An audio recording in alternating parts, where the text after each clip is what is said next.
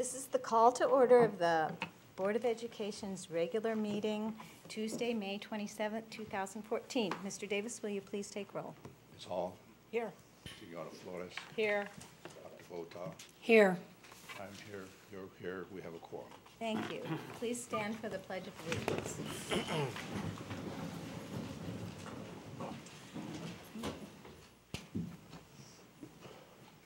I pledge allegiance to the flag of the United States of America and to the republic for which it stands, one nation, under God, indivisible, with liberty and justice for all.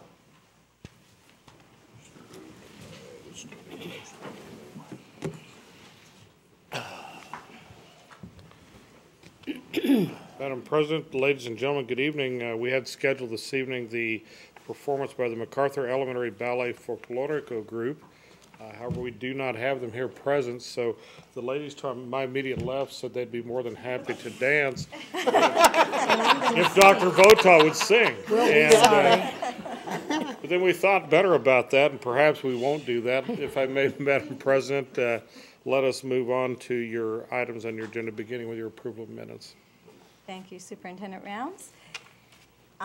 This evening, I will entertain a motion to approve them. We have one of the minutes. I will separate them, so that first I will entertain a motion to approve the minutes of the April 15th, 2014 regular board meeting. So moved. Second. All in favor? Aye. Aye. I need to abstain. And we have one abstaining for that one. And then I will entertain a motion to approve the April 21st, 2014 board retreat minutes. So moved. Second. All in favor? Aye. Those opposed? None. So those minutes have passed. Moving on to approval of the agenda this evening, I have a request that the recognition item J, Citizens Bank High School Debit Credit Card Program, be heard at the beginning of recognitions this evening. That's one change. And I also have a request to remove the third reading and approval of policy GAA, Human Resource Development Systems, off of the consent agenda item. We'll remove that and relook at it at the next meeting. So that will just be removed from this evening's consent. With those changes, I entertain a motion to approve the agenda. Moved. Second. All in favor? Aye. Those opposed? None. So the agenda is approved this evening. Under consent agenda items, this evening we have 5A1, the approval of bids, 5A2, the approval of budget increases and adjustments, 5A3, approval of property dispositions, 5A4, approval of vendor payments, 5A5, approval of third quarter reports for LCPS, La Academia Dolores Huerta Charter Middle School and Las Montañas Charter High School. 5A6, adoption of resolution to provide insurance to eligible part-time employees. And 5B1, approval of student out-of-state travel. We also have 6A1, the third reading and approval of policy GBD, Family Medical Leave Act. Do I have a motion to approve the consent agenda items? So moved. Second. All in favor? Aye. And those opposed? Then those consent agenda items have been approved this evening. Moving on to recognitions. We will begin with the Citizens Bank High School Debit Card Program. Thank you, Madam President, members of the board. Good evening, ladies and gentlemen. Let me introduce Bridget Ziegelhofer, who will do the introductions for this. Bridget? Good evening, Madam President, Superintendent Rounds, members of the board, and distinguished guests. Tonight, I have the pleasure of bringing before you an update on our high school debit card program with Citizens Bank. I also have with me my two new friends here. We've gotten to know each other really well. I have Justin Harper, the president, and I have Ruth Christopher, who is the chief financial officer. They're going to give us a quick update as to where we are with the program, give you a little summary of what the program's about, and then we have some gifts to give at the end. Thank you. Would you like to join us? Sure.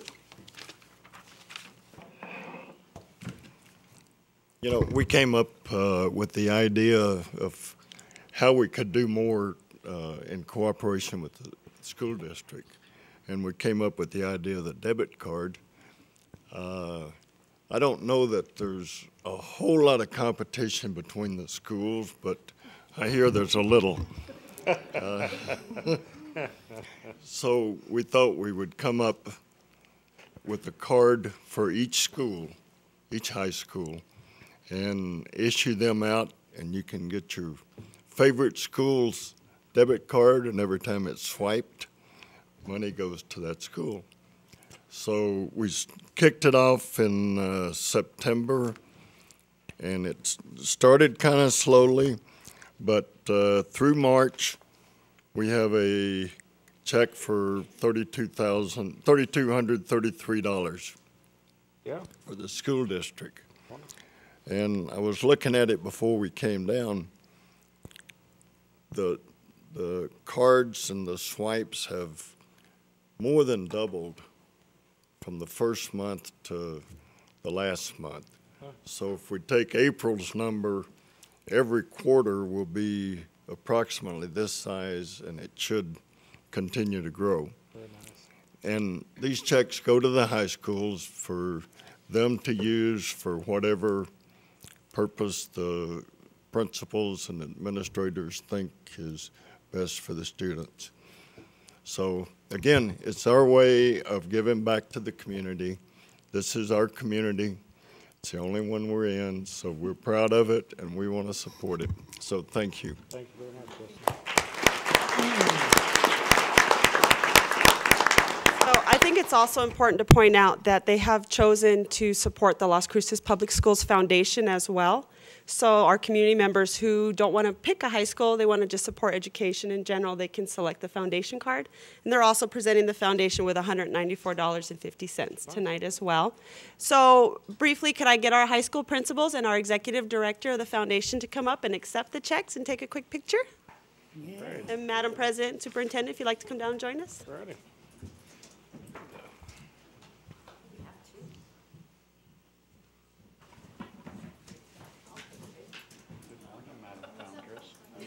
I want to know who's going to get the biggest check.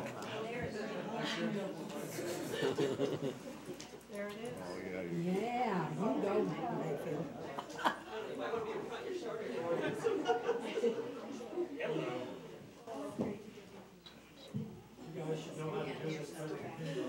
Done it a few times. Come on up. Oh,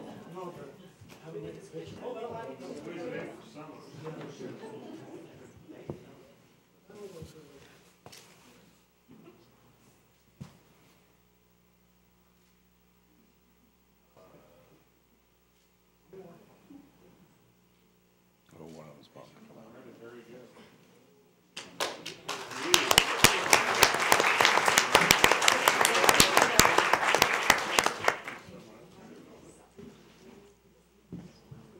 Is it one check or is it one check or they all say? Yeah, just one check.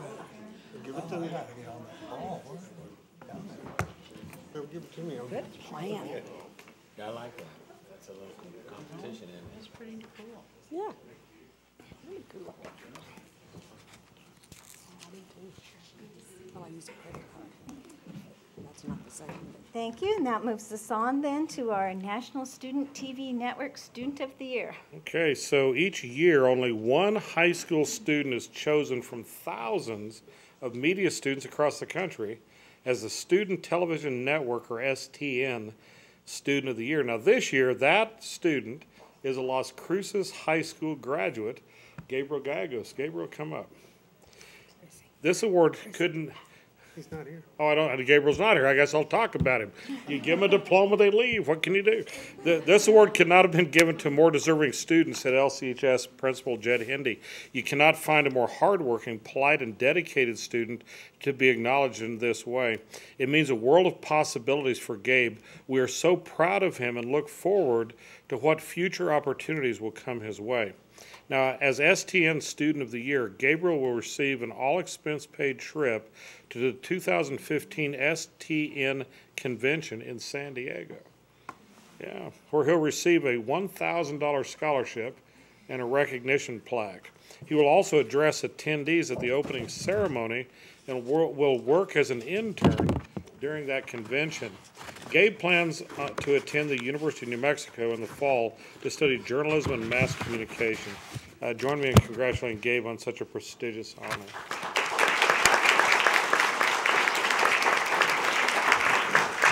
Mr. Rounds, Gabe is currently at New Mexico Boys State as a counselor this year. That's right. I forgot. Thank you, Mr. Dean.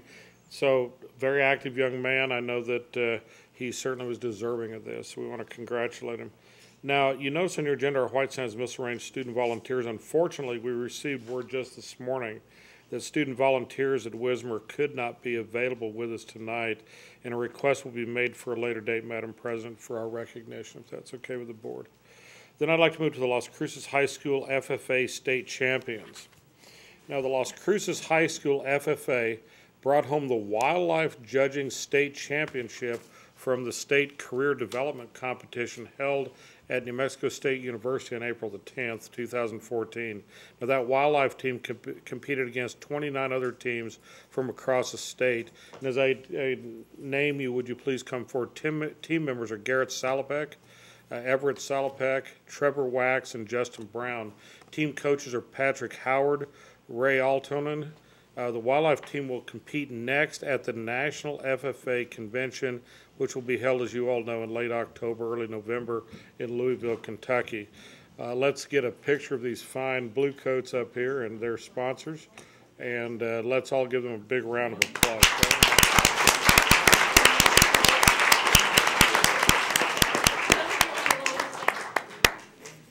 Wonderful. Take your time, gentlemen. Definitely want to. Yeah, he's taking pictures and stuff. Mr. Hendy, you might want to join your group up Come here. on. Come on. Yeah, please, Mr. Hendy, come up and join them.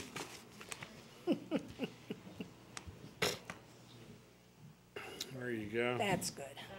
That's very nice.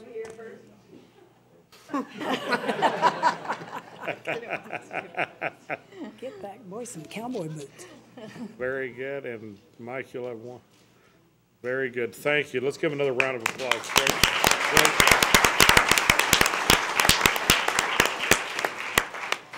Well, and then we'd like to look at our golf state championships.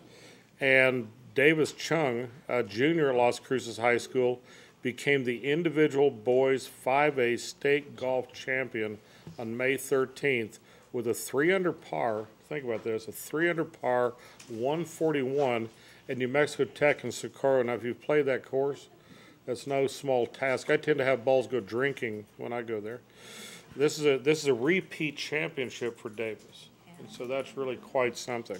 Davis began playing competitive golf at age 6.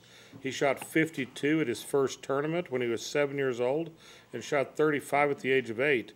As a freshman at Las Cruces High School, Davis was the District 3 5A individual champion and state runner-up. Last year at age 15, he became one of the youngest golf state champions ever in the state of New Mexico.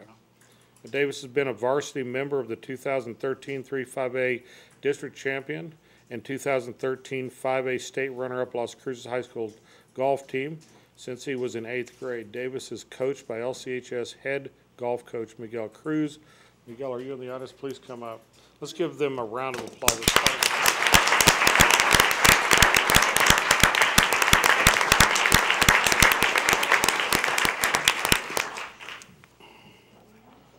Very nice. I'm going to have to go get lessons from one of them here. I played in a scramble over the weekend, and there's a reason why they call it a scramble. Now we'd like to recognize another state champion, Las Cruces High School junior Isaiah McIntyre. Come up.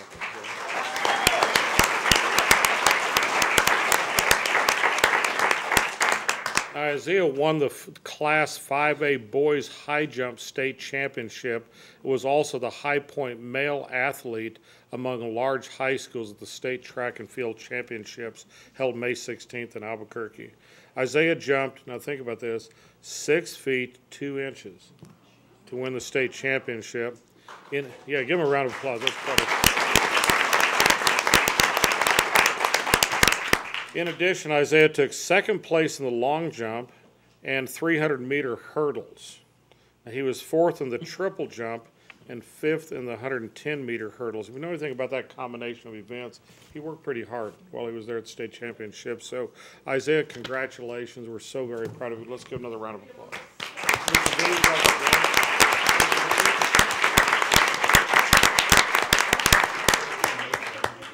Mr. Hendy'd like to come up too. We need to kind of Boxing in. gather up, I imagine, box him in a little bit. Coach, you here? Coach, need you to come up. I'd like to have you up here. There's one good-looking gentleman among 3 thorns. Is that what this is? I was talking about Isaiah, but anyway.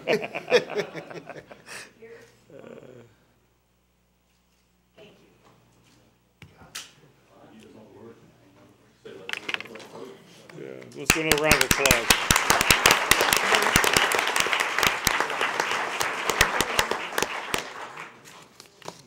And so Las Cruces High School also had the Modernaires show choir.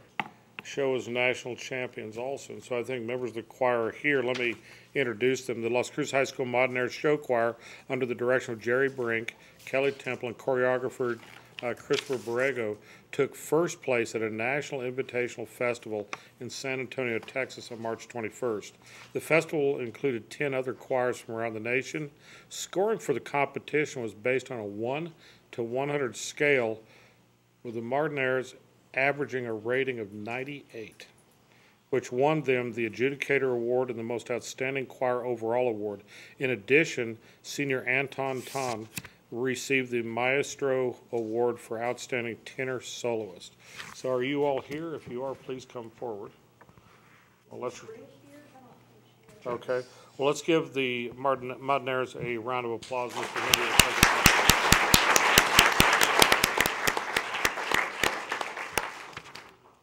Now let's move to Mayfield High School, and let's talk a little bit about something called the State Tennis Championship. The Mayfield High School girls tennis team won the 2014 District 5A State Championship on May 10th in Albuquerque, making it 2 championships in the last 3 years for this team.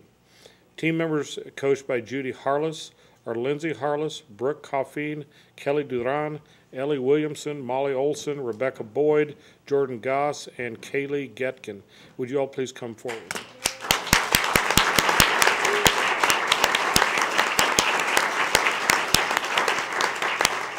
I'm really, really pleased with what these folks did because they defeated Volcano Vista High School 9-0 in the state quarterfinals.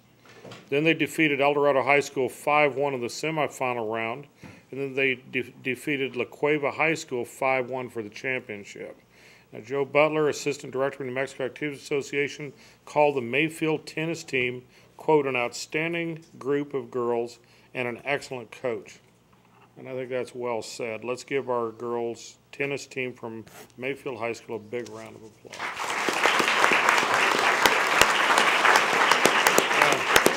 I imagine Joe Beth, would you like to come up also with them? And, 3 higher, 3 lower, and there you go. Very nice. You're pretty organized. And here comes Miss Hawk. Yes, that's wonderful. The newsletter. I'll break this newsletter.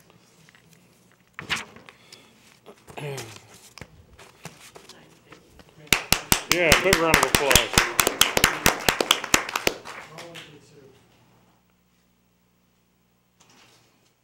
All righty, great. Well, so that brings us to another state championship.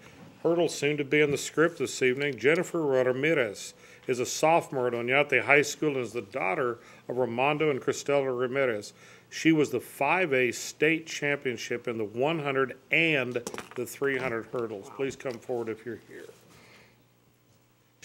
Let's give her a round of applause.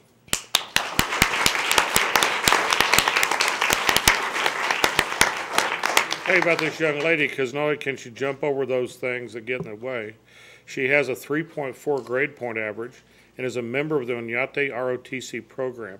She has done several community service projects, including the toy drive and helping with the Sonoma Elementary 5th grade track meet. Jennifer's accomplishments this season include her being named as the mile split U.S. First Team Elite in 300 hurdles. She was the Maryland Sepulveda Meet of Champions 300-meter hurdle champion. She was undefeated in the 100 and 300-meter hurdles in the regular season. She was the District 358 champion in 100 and 300 hurdles, and what's really neat, she has set a new Oñate school record in the 300 hurdles. So let's give her a round of applause.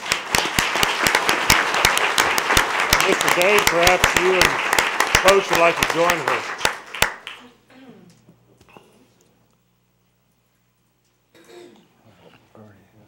David. Can she outrun you, Dave? Excellent.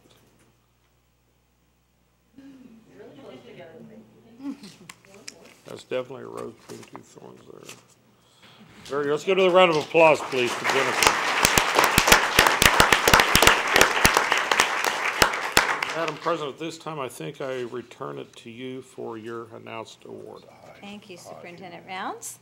This evening, the board has the distinct honor of presenting the New Mexico School Boards Association Excellence for Student Achievement That's what Award she's doing right to now. Mrs. Jo Paulson. Mrs. Paulson, will you please come forward? And I'm going to ask Ms. Tejas to come forward with her too, if you'd like.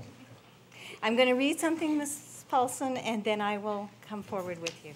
And I'm going to go with you too, Great. because I hired Joe Paulson decades ago. How great. How nice. That's She wonderful. reminded me.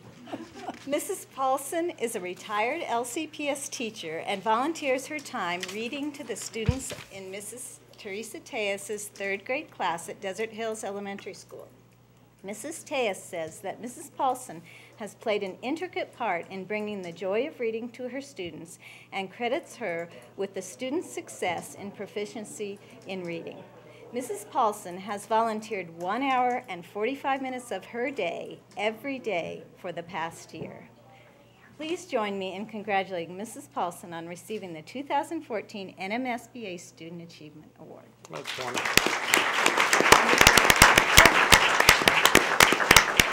Madam President, you and Dr. Votak come down. I believe, were you not one of our teachers of the year? What year was that?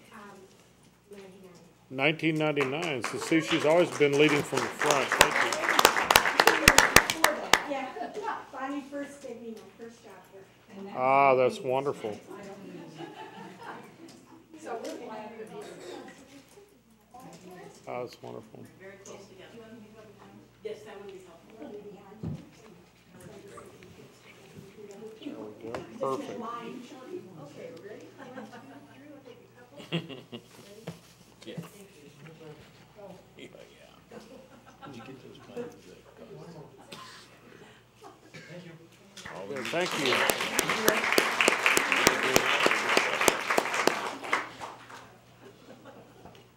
Don't call me boss. That's wonderful.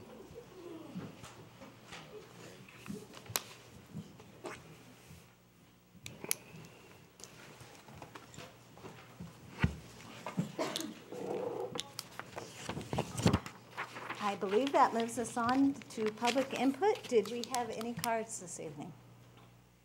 We do not. All right, seeing none, we will move on then to the superintendent's report.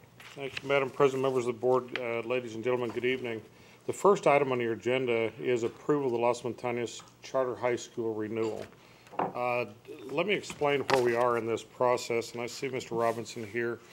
It is my intent to recommend to the board that we do a renewal of this charter. However, we've been trying to work with the state to get the provisions within that charter delineated. It's my understanding that Mr. Robinson and that Las Montañas school intend on applying with the state of New Mexico for a state charter on their next cycle. What we're trying to resolve, and it's unfortunate that at the state level, they haven't been responsive to our requests for how we want to frame that. And so rather than have you approve this evening, I want everybody to understand our intent is to simply address that issue before we bring it to the board for your approval to move this forward. And we appreciate you've had several reports from Mr. Torres regarding the excellent progress that has happened at the school. You'll have a later agenda item approving a budget for the school, and we certainly believe those are all appropriate forward momentum. I would expect at your next meeting, which I believe is June 3rd, to bring this forward. And again, Dr. Sanchez and I have been working, trying to get the state to help us put the appropriate language into this approval so we can move it forward. But at this time, Madam Chair, I'm going to recommend, if it is the pleasure of the board, that we temporarily table action on this pending the meeting with the state.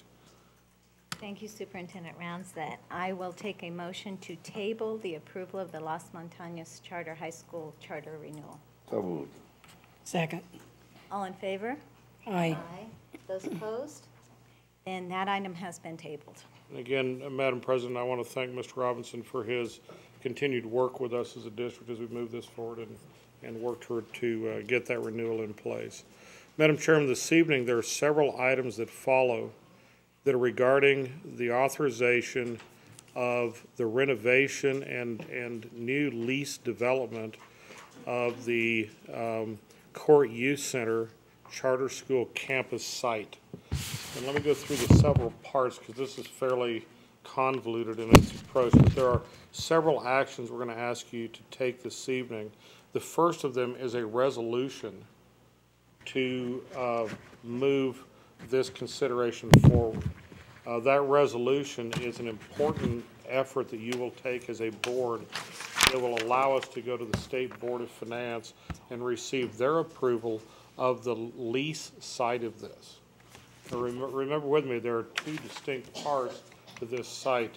The first part is the existing school on that site, Alma de Arte, which under our bond provisions, we generated funds to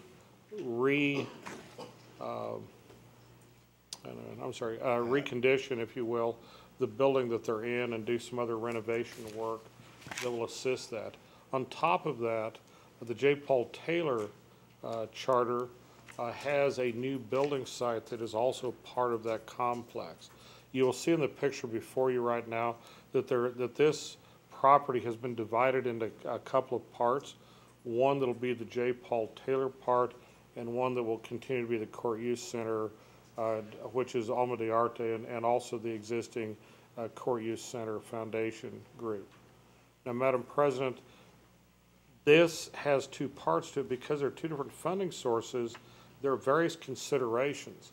The tract 2 that you see there, which is the J. Paul Taylor portion, is a portion that will be a new built lease purchase agreement with the district using the same provisions we used for Arrowhead Park Early College High School and Arrowhead Park Medical Academy. The other, attached to that same effort, will be the renovation using bond money of the existing buildings that are in place for the use of the folks at Alma de Arte. Now, Mr. Torres is in the audience. Herb, if you don't mind coming forward to help me answer any questions that you might have regarding this.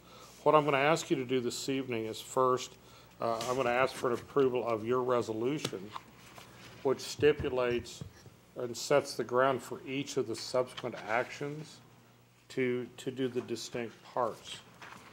The second part is approval of the campus site ground lease. Now, the reason that's important, as you looked at that map a moment ago, all of that property is owned by the district.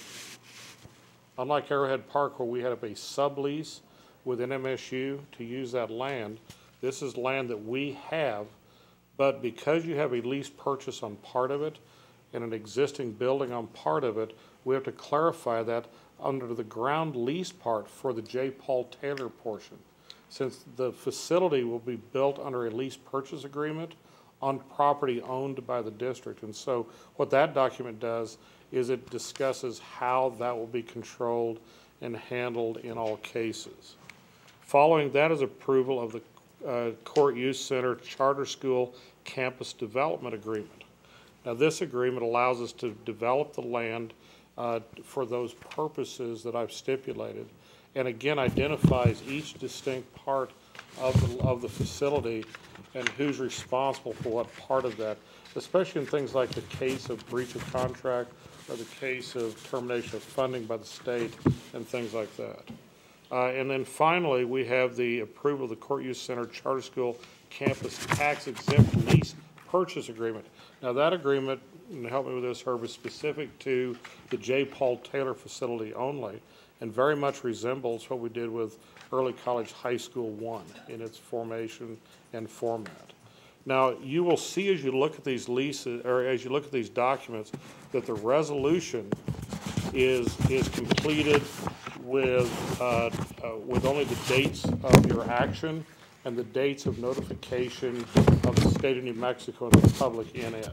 You'll notice in the development agreement that, and in the tax exempt lease purchase agreement and in the ground lease, that there are a few parts that are yet to be negotiated as we finalize both the cost of the facility remodel as well as the facility lease build out that is happening. And so we're going to ask you to approve the resolution as provided, the development agreement as presented, and we're going to ask you to allow me as the superintendent to finish the negotiation of the few parts in it. We're also going to ask you then as follow-ons to approve the tax exempt lease purchase agreement in both form and function, but allow me to negotiate those, of course, with Mr. Torres's help. And then finally, the ground lease agreement, because these other parts have unknowns because we're finishing our negotiation and final determination of cost, will then be appropriately filled with that information. And so as you looked at the documents, and I know you've seen several versions over the last week or so, we've had a score of lawyers working together trying to get all the parts resonating from both the banker side, the public facility side, the charter side, and the district side, and that's been quite an experience. And Mr. Torres doesn't look much worse for the wear. Thank you for that, Herb. As we've gone through the process, Mr. Torres can answer questions. I'll be happy to. We feel secure that what's before you today is both legally appropriate, legally permissible, and is fully disclosed to the extent that we can, pending the few negotiation parts that we have yet to do. As an example, the new lease build, we are in the process of finishing final ed specifications and getting inside of certain cost parameters that you'll see stipulated at $5.1 million within the document. But that plan hasn't been finalized and agreed upon by the tenant. But this allows us to go to the Board of Finance, Madam President, members of the board, get their approval of the transactions that we're proposing so we can go ahead and move forward. We will come back in any part of this that hasn't been fully completed as far as negotiations for a subsequent action by the board to ratify the actions that we've taken on your behalf. Now, Herb, did I encapsulate that all right? Would you like to make comment, Mr. Torres? Madam Chair, members of the board, Mr. Rounds, I apologize for my delay and my lateness. I got tied up in a family issue that I thought I was going to resolve before I got here, and my apologies for being late. From everything that I've heard Mr. Rounds review, he's spot on as far as what we're doing here tonight. Again, the first action that we're asking the board is to pass the resolution that allows all of these three major agreements to then be addressed individually. And quite frankly, as Mr. Rounds has indicated, the last 3 weeks it has been nothing short of, I'm sure, on the side of all attorneys for the district, attorneys for the developer team, and attorneys for the bank, for the investors, have been meeting probably 3 and 4 times during the course of the day via telephone, via video conferencing. They've burned the midnight oil many times, I know, because I see when the latest version of the next agreement comes forward. There's no question in my mind that our attorneys, the Kennedy firm, both through Representatives Art Jaramillo and Nancy Nieto, have certainly had the district's interest to making sure that anything that we either approve or sign off at this point protects the district. Mr. Rounds has been contacted on several times whenever it was that we felt, both myself and the attorneys felt, that he needed to give us guidance and what he felt that the district was willing to take a risk on based upon what the bank was asking, what the investors were asking, and what the development folks were asking. And so at this point, I think we have brought you forth the best of what we can do at this point. We still have one major piece, as Mr. Rounds indicated, in working with the contract team, which includes the design professional and the contractor, and the J. Paul Taylor folks and the Alma de Arte folks. We will be meeting with them for the next couple of weeks to reach final resolution on what the initial design will show as far as what we can build within the budgets that have been approved at this point. We are not stepping outside of those budgets at this point, and we have indicated to all parties that we will either be able to provide them what it is that they need within those budgets, or in fact have to go back and renegotiate whether additional dollars will have to be added to those budgets. The contractor has indicated at this point, as has the design professional, that they feel very confident based on their experience with Early College High School 1 and 2 and with the district, and what J. Paul Taylor has indicated that they absolutely have to have as far as design and as far as facility, as well as Alma de Arte, that they can meet the needs of the district, the needs of each of the schools, and stay within the budget. Unfortunately, time is of the essence. If we don't move forward on these documents that have now been prepared, we will not reach the deadline to submit the paperwork that needs to be submitted to the State Board of Finance for the ground lease approval. And so that's why we're coming to you at this point in time. Plus, as you well know, we are on a very tight schedule, and if we miss a beat, it could create some problems to meeting the deadline that we have established, not only for Alma, but most importantly for J. Paul Taylor, who will take hold of the facility that we are preparing for them in 2015, late July 2015. So, you know, we wish we could have all the bows tied off on all of these projects, but I believe that what we're bringing forth for you to act on this evening is certainly the best work that has been put forth by all the parties, and does not put the district outside of any unnecessary risk that they would have on any project similar to this nature. Thank you, I'll stand for any questions. Flores. Are there questions from board members? Senora Flores. Mr. Torres, when I looked at this and I read it, I went over it a couple of times. The ground lease is for Court Youth Center?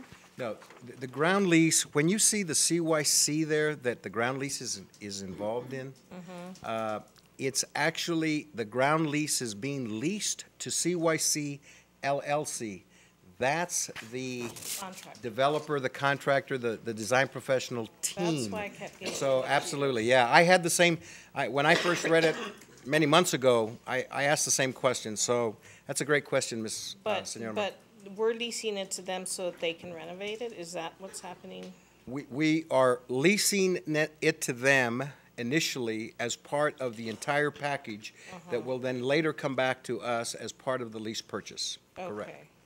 And the development agreement is with Gen Con and Studio D, who are CYC LLC. LLC, correct, Whatever. Senora Flores. I noticed that the two people that will represent the district is Mr. Rounds and Mr. Kloot is on their side, and I don't know, I thought he was with Arrowhead, I don't know.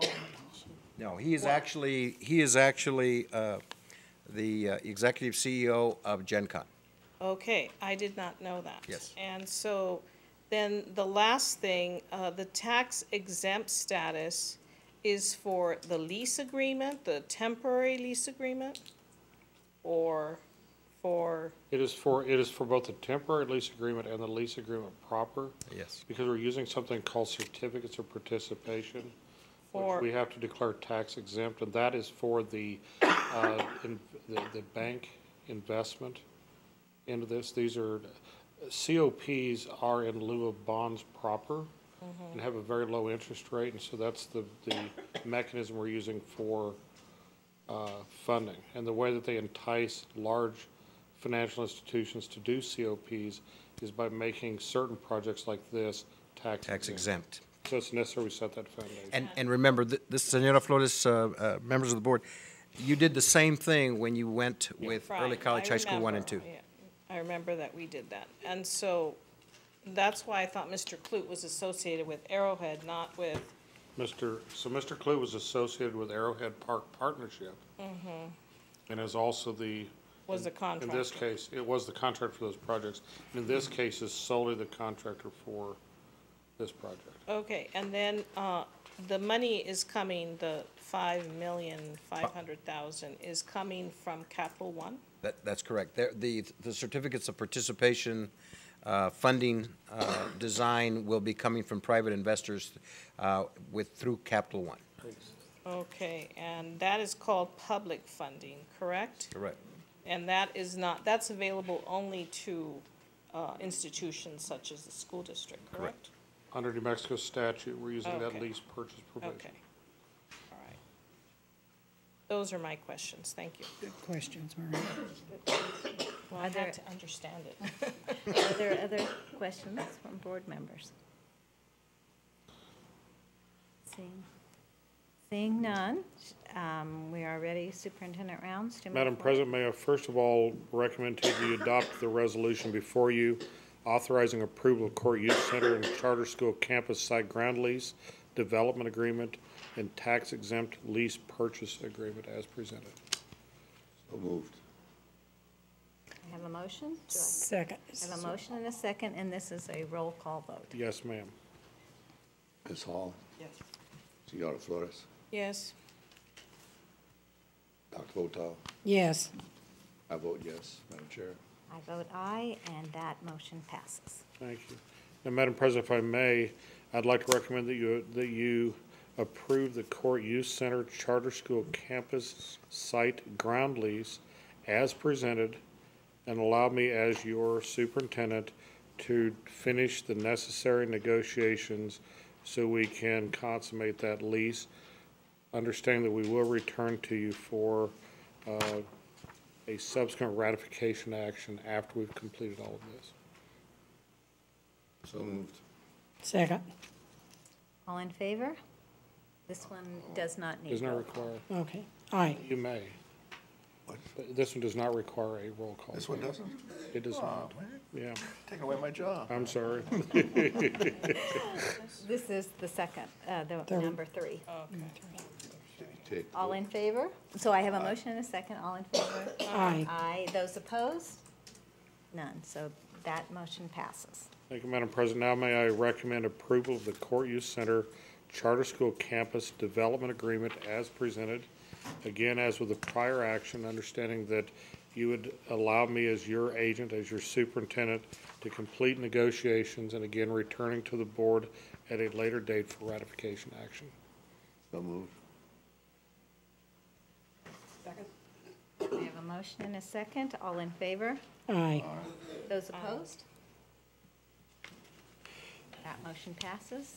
Thank you, Madam President. Finally, I would recommend approval of the Court Youth Center Charter School Campus Tax Exempt Lease Purchase Agreement as presented. Again, allowing me, as with the prior two actions, to act as your agent, as superintendent, to consummate the lease purchase agreement, and, Madam President, returning to you as a board at a future date for ratification action. So moved. Second. All in favor? Aye. Those opposed? And that motion passes. Thank you, Madam President. That completes our business. Ms. Torres, anything else we need to share with the board? That's all. I want to Thank you. again recognize Ms. Torres's extremely fine professional work in this case. This, as you notice, is a very involved set of circumstances. Without his knowledge and capability, we wouldn't be at this point. So, Herb, thank you so much. Thank you. Thank you, members of the board. Thank you, Mr. Torres.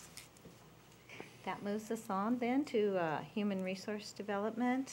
We have the Certified Classified Employee Report in our packet. Any questions? Comment. Dr. Votar. I just would like to comment on the brevity of that report as, in contrast to the reports we had a year ago, 18 months ago. Very good. Good progress. Thank you so much. And then that moves us to the Administrators Academy. And if I may turn to Dr. Marufo. Yes, good evening, Madam President, members of the board, Superintendent Rounds. Last month, I presented a summary of the Aspiring Administrators Academy. Tonight, I would like to provide you with the summary of the Administrators Academy. This academy was held over the course of the 2013-2014 school year, and 42 assistant principals and principals participated in the academy. Each monthly session focused on topics as identified by those administrators via a survey.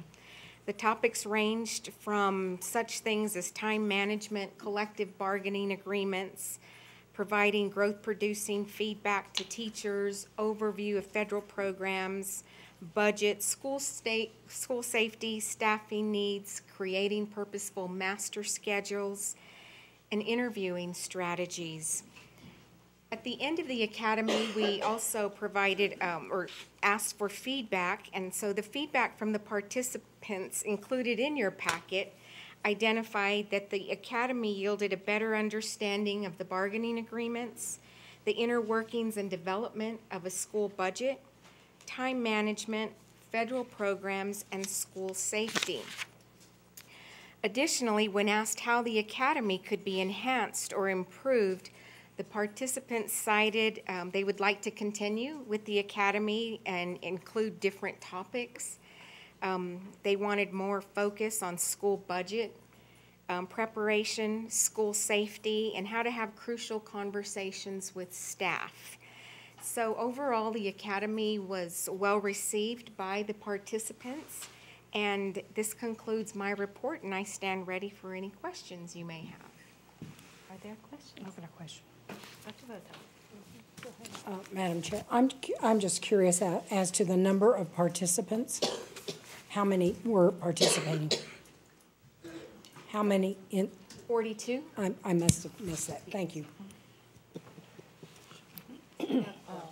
Dr. Marufo, the question, what I wanted to know is what level of experience, were they like first, second, third year principals, or were they, what, did it vary? So the academy focused on administrators who were in their first through third year in their current assignment. Okay. So that could have ranged from, they might have been an assistant principal at one time, and now we're a principal in a new assignment. Okay, and what were their comments like if they were a third year? Were they different from the ones that were just starting? Throughout the course of the academies, based on the experiences they had, their questions would vary during each of those sessions. So it also provided insight for those administrators who Exactly. were novice. Some peer mentoring. Thank you. You're welcome. Are there any other questions? Then that moves us on to other reports. Let's see, we have the school year 2014-15 LCPS budget.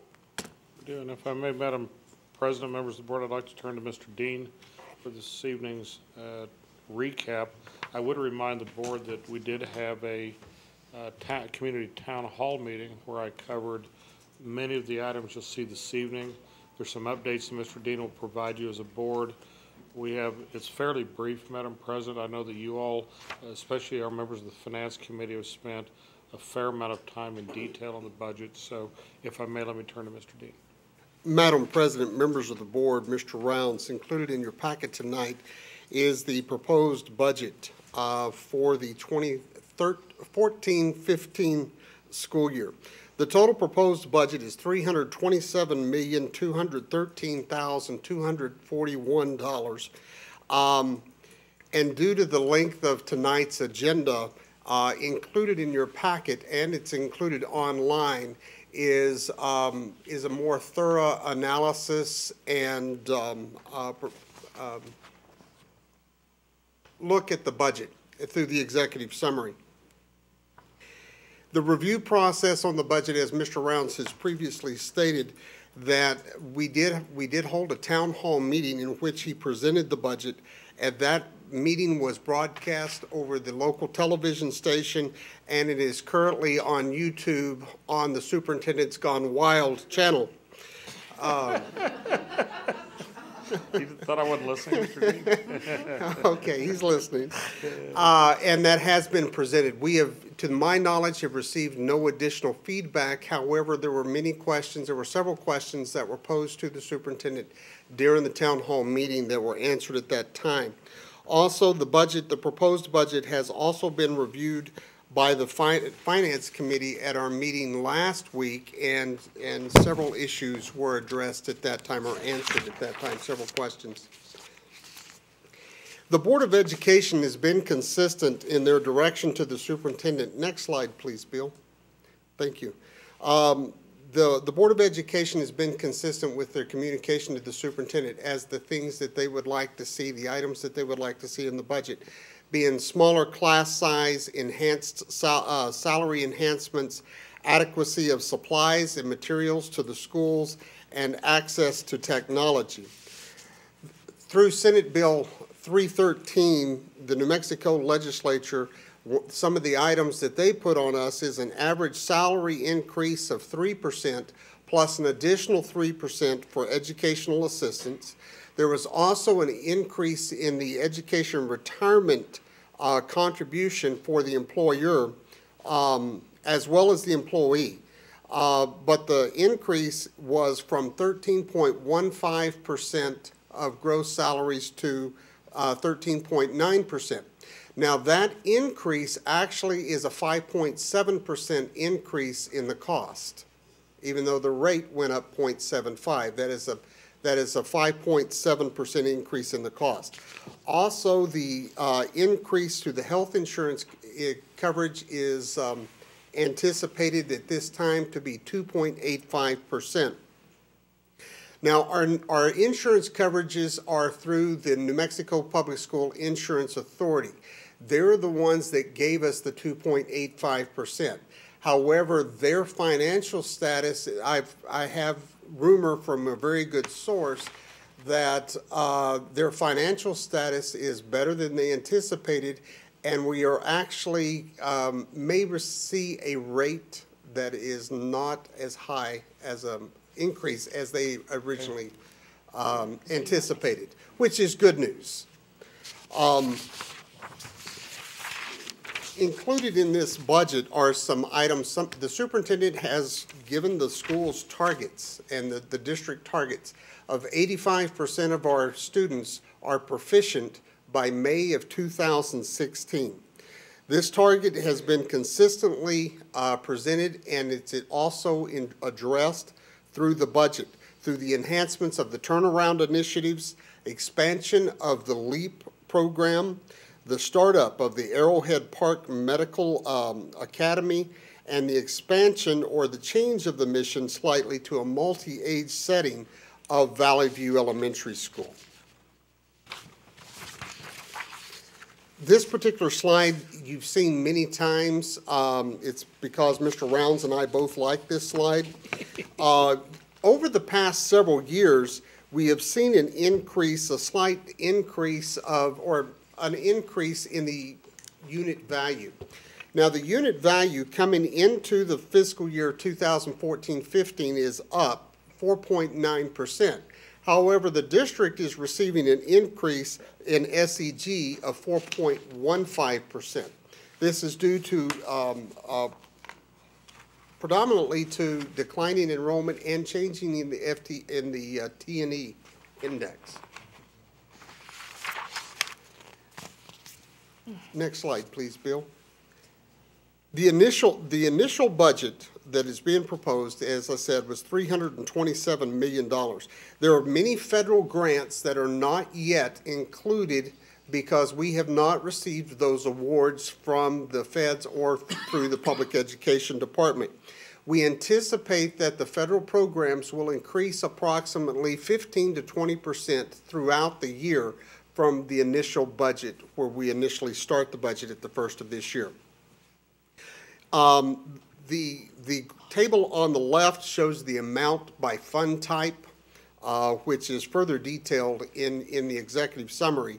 And the table, the chart off to the right of this slide just indicates the amount of money that actually flows through the general fund, the operational fund, for the operation of the district.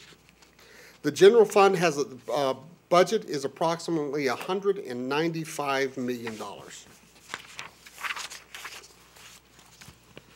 The operational fund, in the operational fund, we have a cash projection of $9.2 million, of which $200,000 is reserved by statute for taxes that were collected last June.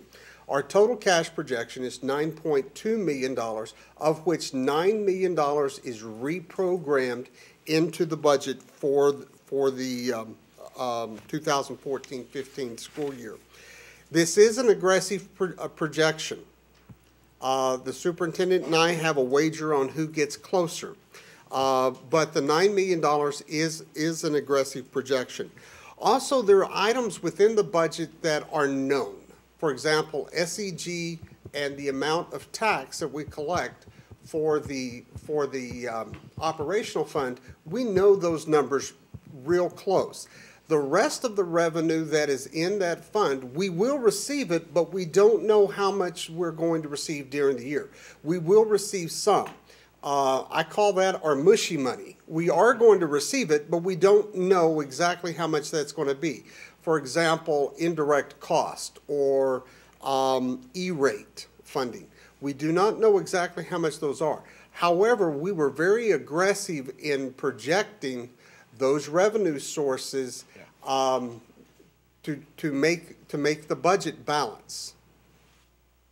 The transportation fund is showing a 1%. Overall, the transportation is indicating initially a reduction from the previous year of approximately $2 million.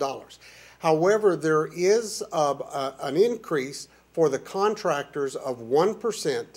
The rest of the money that comes into the transportation fund is for the rents and leases of the buses. That increase will come to the board at a later date.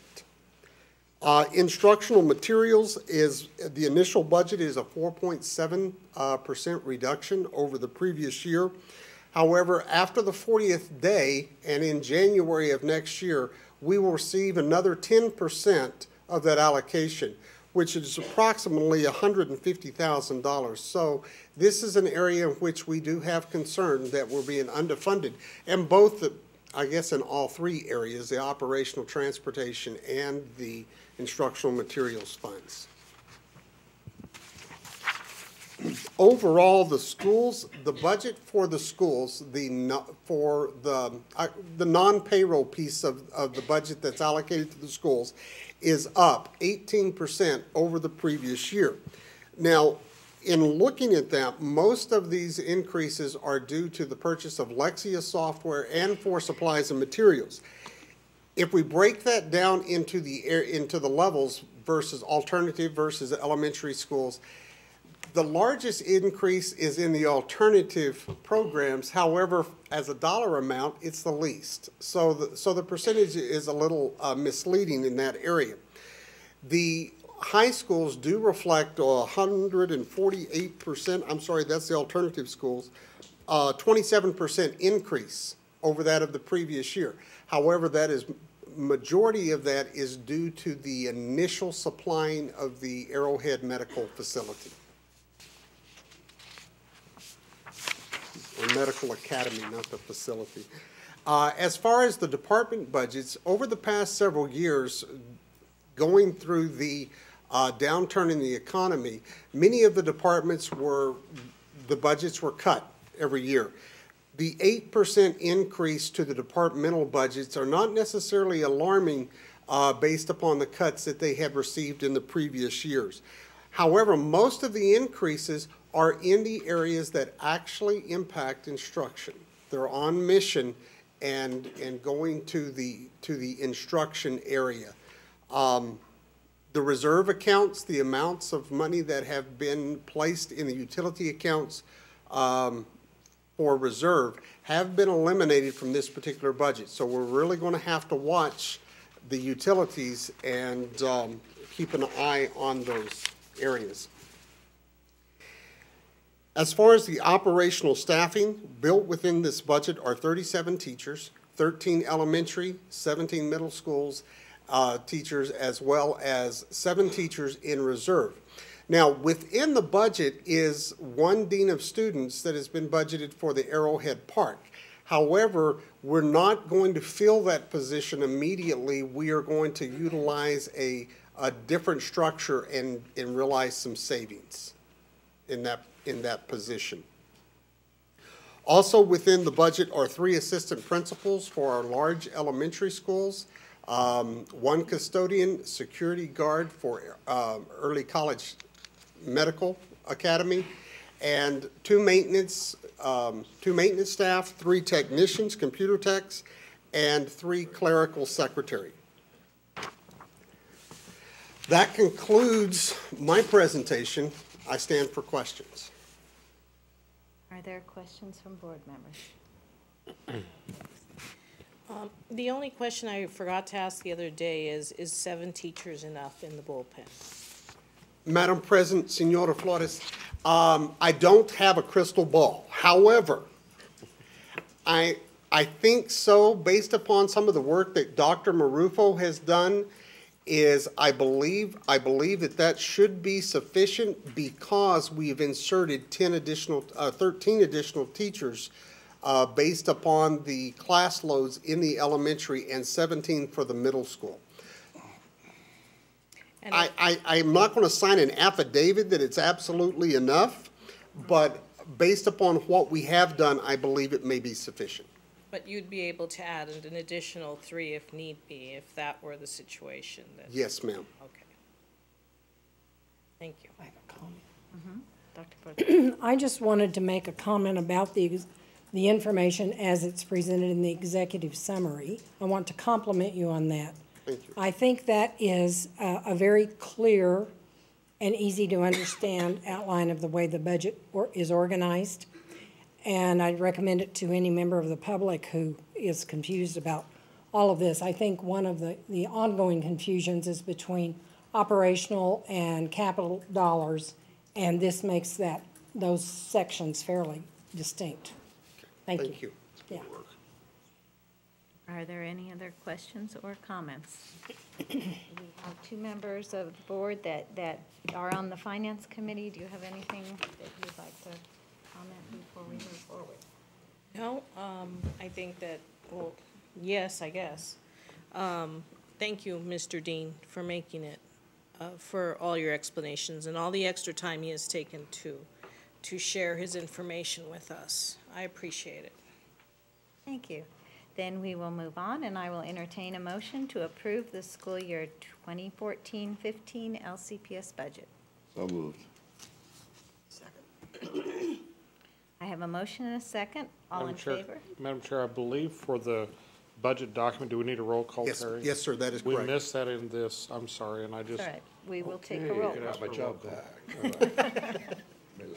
Ms. Hall, Aye. Senora Flores, Aye. Dr. Vota, Yes. I vote aye, Madam Chair. I vote aye, and the motion passes. That moves us on to the Las Montañas Charter High School budget. Thank you. And Mr. Madam President, I'm sorry. Mr. D. Madam President, members of the board, Mr. Rounds, included in your packet tonight is the proposed budget for Las Montañas Charter High School. Let me start this presentation by going to the very end, because I visited with the business administrator for Las Montañas this morning. There was one item that I pointed out to her that needed to be corrected in her budget, or in the budget for Las Montañas. That is going to be corrected before it is submitted to the Public Education Department. That is going to be a budget increase for the amount of cash balance that they began the year. They forgot to include that in their initial budget. So that will be included in their final submission that goes to Public Education Department. I worked with them on that and said, you know, oh, you missed this, and they're going to include that. Other than that, the rest of the budget, they're looking at a total budget of $2,296,374. Now let me get back to the top. They're projecting a cash balance of $185,800, which is 8.6% of their current year SEG. This is a healthy cash balance. They've done a very good job of turning that around and creating a healthy financial position. Their revenue budget, however, is showing a decrease of $118,000, and I'm rounding, $118,000 over that of the previous year. That is due to a decline in enrollment that they have. Now, the SEG is based upon the average of the 80 and the 120th day. So they are looking at a reduction in SEG of 5.5% from that of the previous year. The charter is projecting a reduction of FTE of 1.25 FTE. That reduction is predominantly coming from the maintenance area of a reduction of 1.5 in the maintenance and operation of the plant, and the addition of a 0.5 as a teacher in the operational fund. Additionally, they had a reduction of 1/4 of an FTE in the Title I program. 61% of the total budget is in the instruction function, which that's what we anticipate seeing. And 17% of the budget is within the operation of the plant and maintenance. As we've discussed several times before, the rents do still handcuff the charter because that is 10% of the total budget. Madam President, members of the board, that concludes my presentation on Las Montañas Charter High School. I believe it is a very clean budget. I think it's a realistic budget. And I think that they've done a very good job in presenting their budget. Madam President, Mr. Robinson is here this evening. I don't know if he'd like to make a comment about the budget. Okay, so we're certainly recommending your approval at this time. Yes. Board members, any questions? So moved. Have a motion? Second. I have a motion and a second. All in favor, and we'll roll call vote. Thank right? you, Madam Chair.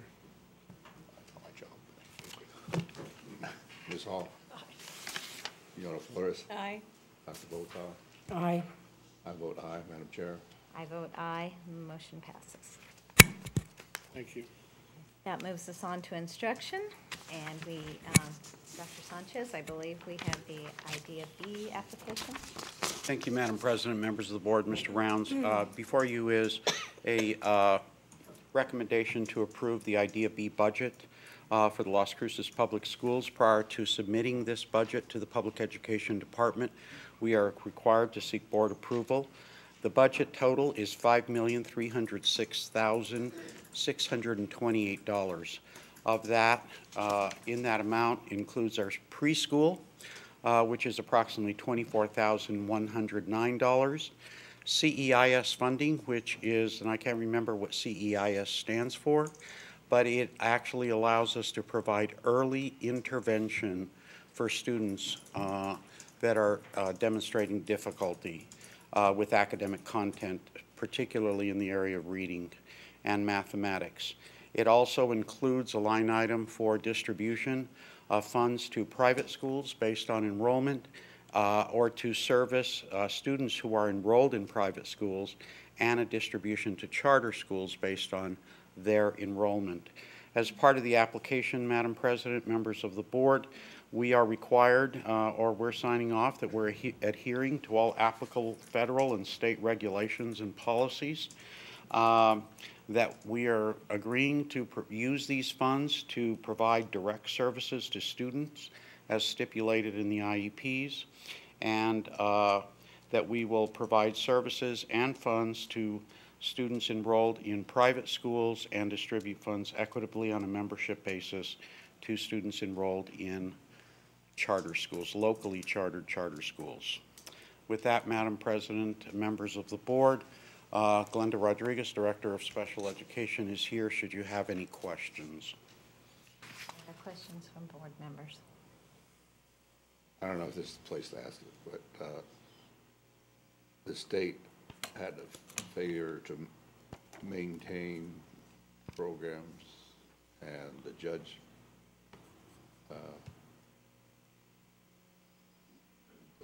that's the way he said it. And so is that going to affect us, and if so, how?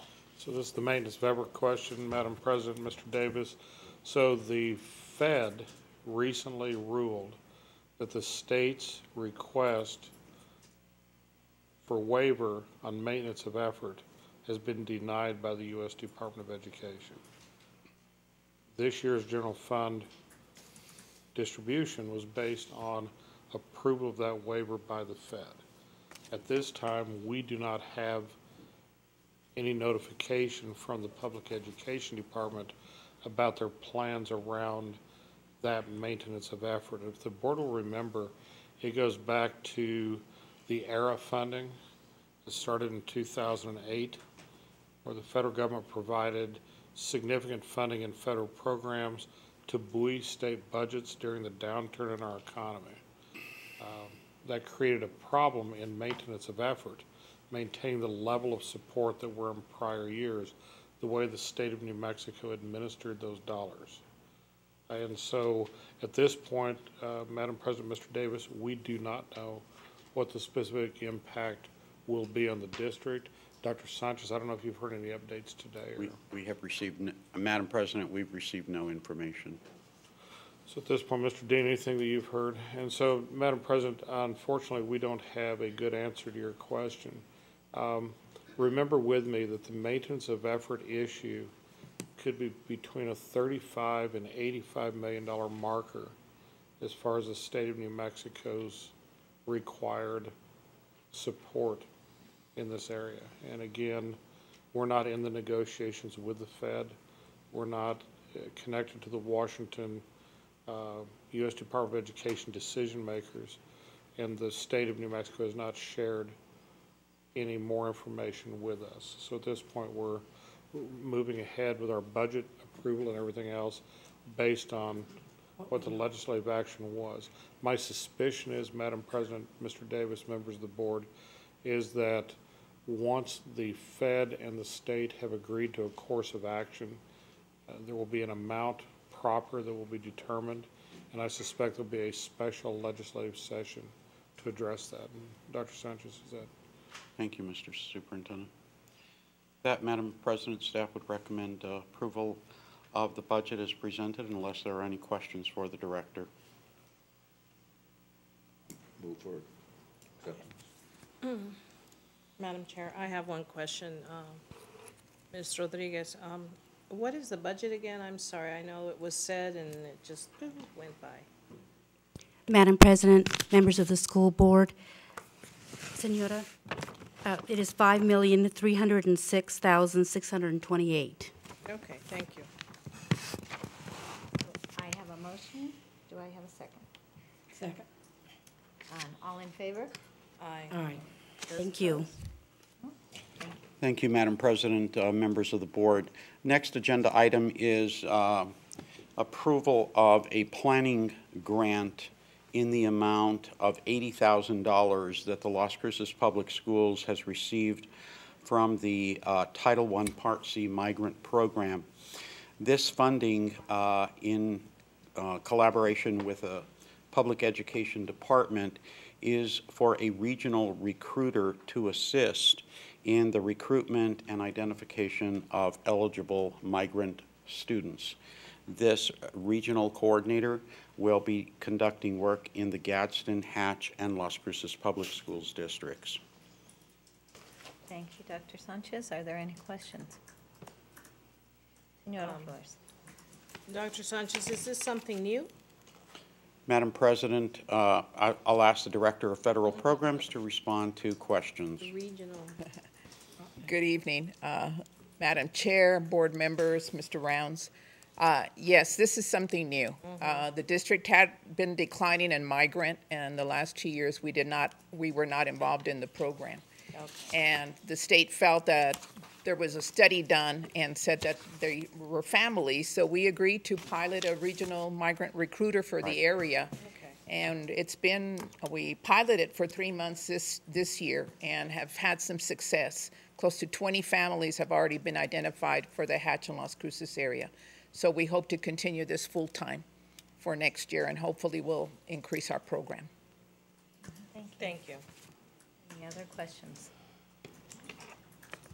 Then I will entertain a motion to approve the SY 14-15 Title I Part C migrant application.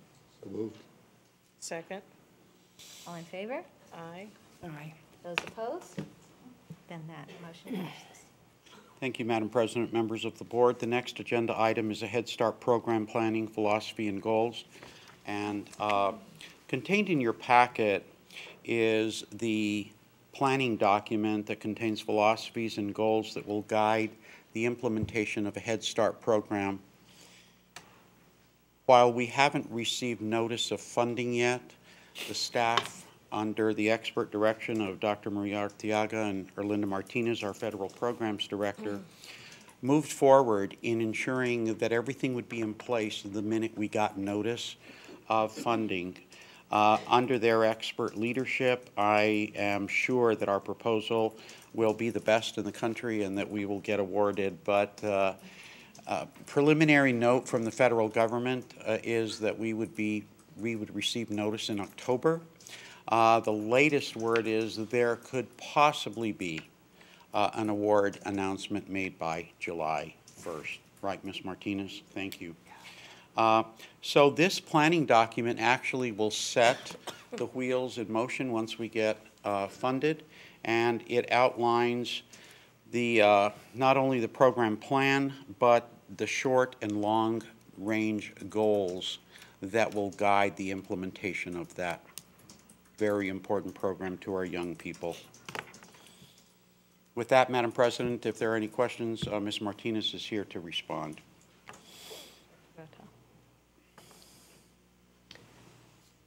This is a terrible question, but in the worst case scenario, which is we don't get funded till October, what do we do with all of those kids and teachers and social workers and everybody?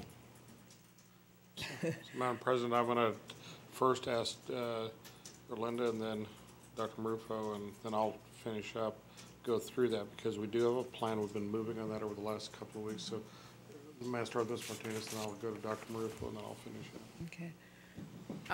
Madam Chair, board members, Mr. Rounds, we've been very proactive. First of all, we've been working with Human Resources with Dr. Marufo to ensure placement of the current employees into regular positions as vacancies came up through the year. And I believe we've already maintained, I think, 100% placement. So that's the good point. You know, we're hoping in conversation with the federal government, they did say by July 1, so we will see. As far as the award, unfortunately, services would not be provided, would be my guesstimate, until the award is done. Because even if we don't get selected, it's another agency within the community that might get funded, and they won't receive notice until October as well. So right now, it's a waiting game. We're crossing our fingers and doing what we can to think positively, but, you know, we're shooting for July 1st. Thank you. Liz? Madam President, members of the board, to support Ms. Martinez's statement, we have placed all of our Head Start staff into positions as vacancies occurred, so everyone is accounted for. We've had 2 secretaries, 5 people from the management team who are teachers. We've had 9 classroom teachers. We've placed 8 educational assistants and 7 parent engagement assistants. So they're all placed, and once we receive funding, we will let them choose if they would like to go back into the program. Or Madam stick President, with if I their may position. sort of then finish that up. So the only current Head Start employee as of the end of this contract cycle will be Dr. Arteaga. And we have plans, should we fail that, to be fail-safe for her individually within the organization. It's our hope that the Fed will go ahead and grant to the Las Cruces Public Schools the grant. The reality is that it's likely there will be no service to students until October the 1st. Correct. Or somewhere there. It's unfortunate that the Fed has decided to, in effect, put a moratorium on this particular program for this particular district or this particular county. I would inform the board that the Hatch group has not applied, and so that they have ceased service. I would also add to the situation that this district is the singular district in the state of New Mexico that still participates in the Head Start program. Now, as Dr. Sanchez indicated, we believe that our application will be held in high regard. The model we use is the model that is emerging as the federal model. So to Dr. Arteaga and Ms. Martinez, certified teachers instead of EAs, which is what the rest of the world does. I think to Ms. Martinez and Dr. Arteaga and others, we have had a right model for a long time. Now, whether or not that gets funded is yet another issue. We felt it compelling on us to go ahead and get staff who have worked diligently for us placed. We chose to do that in the current cycle, not waiting until the middle of summer and gee whiz, what might happen. And so to redevelop the cadre of teachers and EAs and support personnel is likely to be the rest of what we would have to do. So we would hope for a July letter or notice, which would allow us July, August, and September to reactuate that program and guide it forward. So we will keep the board apprised as we move forward. Dr. Sanchez, any more to add to that? Thank you, Mr. Rounds. Yeah. But we have recruited students, so we Yes. do have a student participant. If I Okay. may, Madam President and board members, we've moved as if we were getting funded. So we've been actively recruiting, doing what is necessary, so we hit the ground running. If we can start the program at an earlier date, that's our target goal. But if we don't get funded, we're ready to facilitate families to whoever the funding agency is going to be. So we've been very proactive in that approach. Thank you. Other questions? Actually, my question was the same as hers, but. Okay. So I will entertain a motion to approve the school year 2014-15 Head Start program planning, philosophy, and goals. So moved. Second. All in favor? Aye. Those opposed? Thank you. Thank you. Thank you, Madam President, members of the board. The next agenda item is we are requesting approval of the 2014-15 Title III State Bilingual Multicultural Education Funding Application. LCPS was notified by the Public Education Department that its 2014-15 allocation was $227,196. And the Title III funds, we've had this application in progress for many, many years.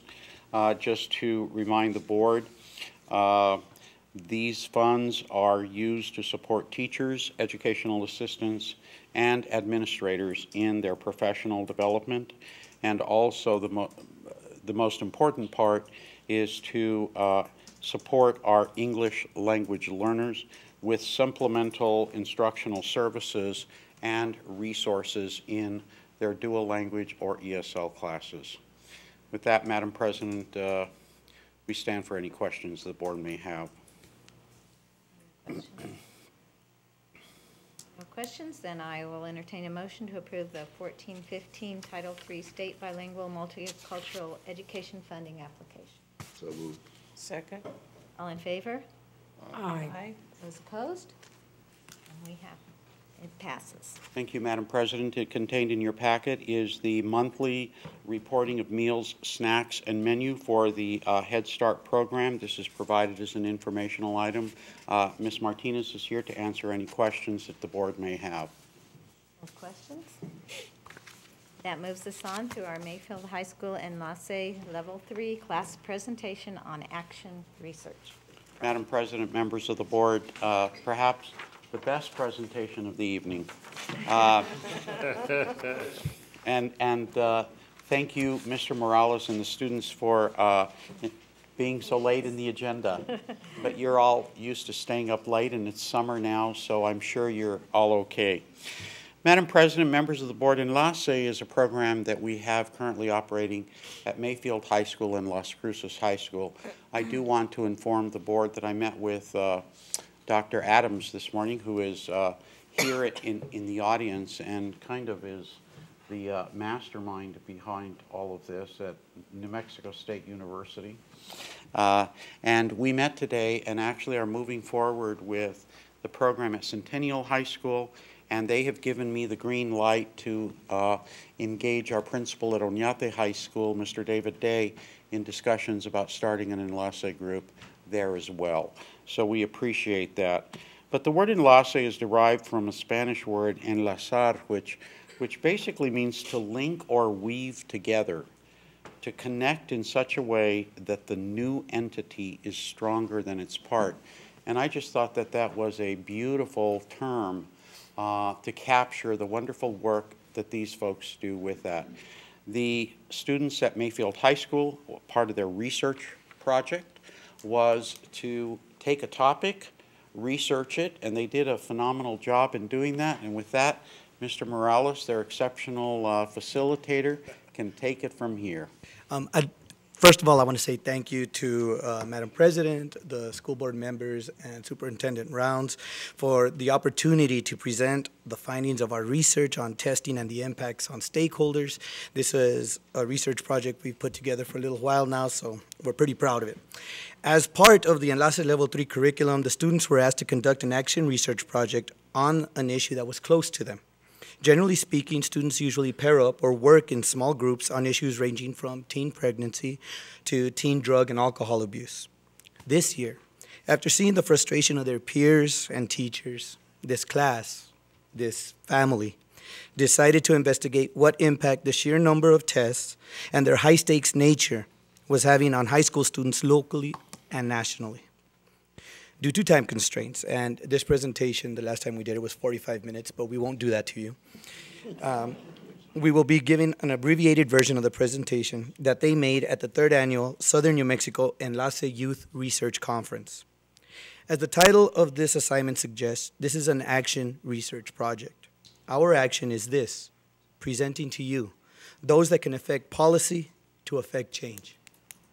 Some of the original participants were unable to make it tonight because of scheduling conflicts. They graduated from high school and got jobs. So some students presenting tonight, our wonderful kids back here, will be speaking on topics that they themselves did not research but learned from as a part of this process. They will include their part, but they will also speak on behalf of some of their colleagues. I will begin by letting you know what it is you're going to see and hear today. We're here to talk about what type of tests are our kids taking? What are our students saying? We often hear from the pundits and from those in government and from those on high, and rarely do we hear from our students. So this gives our students some voice. Why are students stressed? Are there other factors that impact these test scores? What were our findings and what can be done? And with that, I'll hand it over to our first presenter. Good afternoon. I'm Joshua Morales. I first want to start off by defining what a test is. A test is a critical examination, observation, or evaluation. Next slide. Now with a little background information, No Child Left Behind was signed into law in 2002, and it was reauthorized as the Elementary and Secondary Education Act in 2010.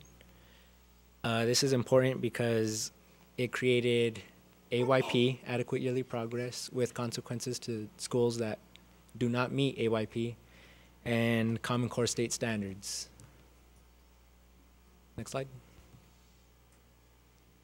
Now the different types of tests. There are norm reference tests, or NRTs. NRTs are very general.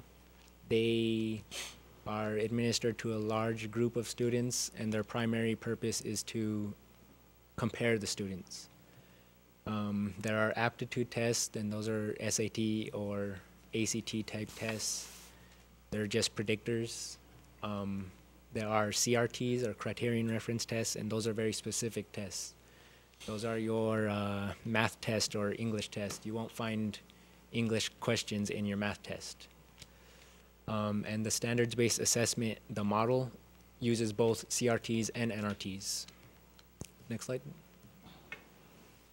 These are just these are the tests that students take as of now. There's the SBAs, EOCs, AP, Discovery, DIBELS, NMAPA, new test, the PARC, and Access for ELLs.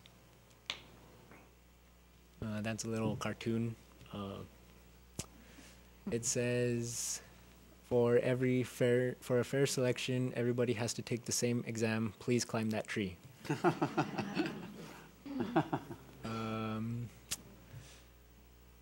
Now we're moving on to the very important tests. The SBA.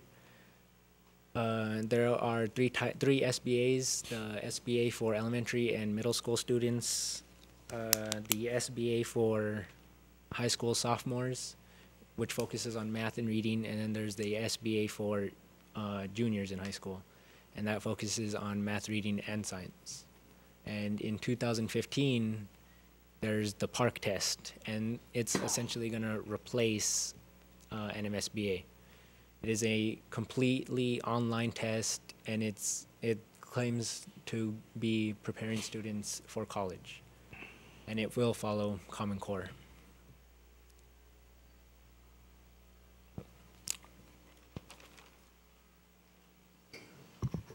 Hi, I'm Karen Calderon, and I'll be talking to you guys about a survey that Las Cruces High School constructed in last class, and they shared it to us through a Word document in Google Docs.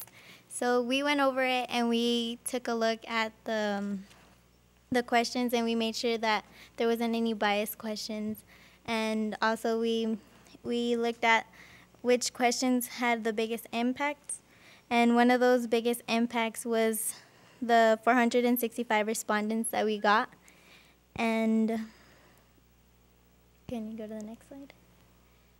Can you go to the next one? And then this is one of the questions that was on the survey. It says, do you think each subject should have one final evaluation? 34% of these students said yes, and 53% said no. The students that said yes shows that we're not afraid of tests, but it's just the amount of tests being given shows in the amount that responded no. Can you go to the next slide? This is another question that was on our survey, and it says, do you feel that testing accurately evaluates what you have learned?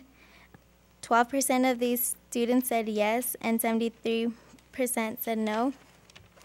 This many students says no because we are being over tested due to that. That's why our stress starts to build up, and we start to get upset that only one test determines if we graduate. We know this due to the comments that we received and by the amounts of respondents that we got. Thank you.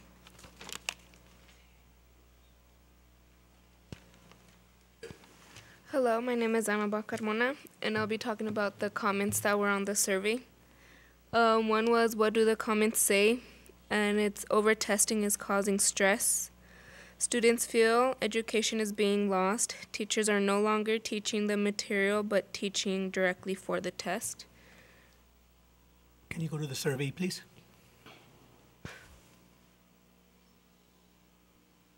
Ask him to scroll down. And these were the few comments that students... Keep scrolling, please. It's just a few. Jeez. These are the same students that were having an issue with answering 2- and 4-point questions. Back to the presentation, please.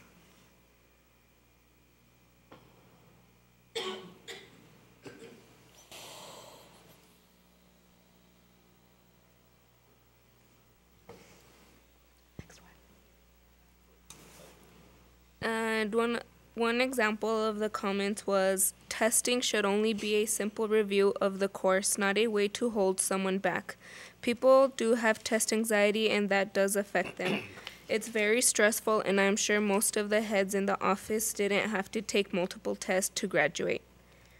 And yeah, that's it for me. Thank you. Hello, I'm Devon Butler, and I did What Does the Survey Tell Us? Are testing causing students to stress and be overwhelmed? One student has stated, I feel that testing completely levels off many students, especially when students at my school, like myself, feel stressed when major tests pop up, while we have other important things to cover for. And on the survey, we had a relative question related to stress. The question was, on a scale from 1 to 5, how would you rate your stress level to testing? The results were 1, no stress, that was 2%, 2, little stress, that was 4%, 3, some stress, that was 15%, 4, very stressed, 38%, and 5, overwhelmed, 41%. As you can see, a lot of students were very stressed or overwhelmed. That was over half of the students that answered the survey. Many students also believe that testing should not, many students believe that testing should not, doesn't effectively evaluate what we have learned throughout the year. Many teachers teach differently. Some lecture, some jump around the textbook, so a lot of kids don't get all the information that would be on the test. Also, students feel that standardized testing should not be a graduation requirement. Another student has stated, I feel it's unnecessary to take so many tests to graduate. I feel you should only have to take an EOC. Your graduation should not be determined by 9 different tests. Overall, I noticed students aren't afraid to test, but they want limited testing. And thank you. That's it. Hi, I'm Kathleen Huerta, and I'll be talking about stress level on students. Since 2013, there are 7 standardized tests for students to take. The stress level on students seemed to increase the more tests. 382 students answered that they feel they are being over-tested because it's not a pop quiz or an end of a chapter test. It's because these tests can determine if a student can graduate or move on to the next level or grade level.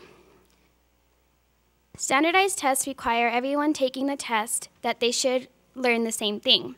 So how is that fair to a special ed student or the most advanced student in the class?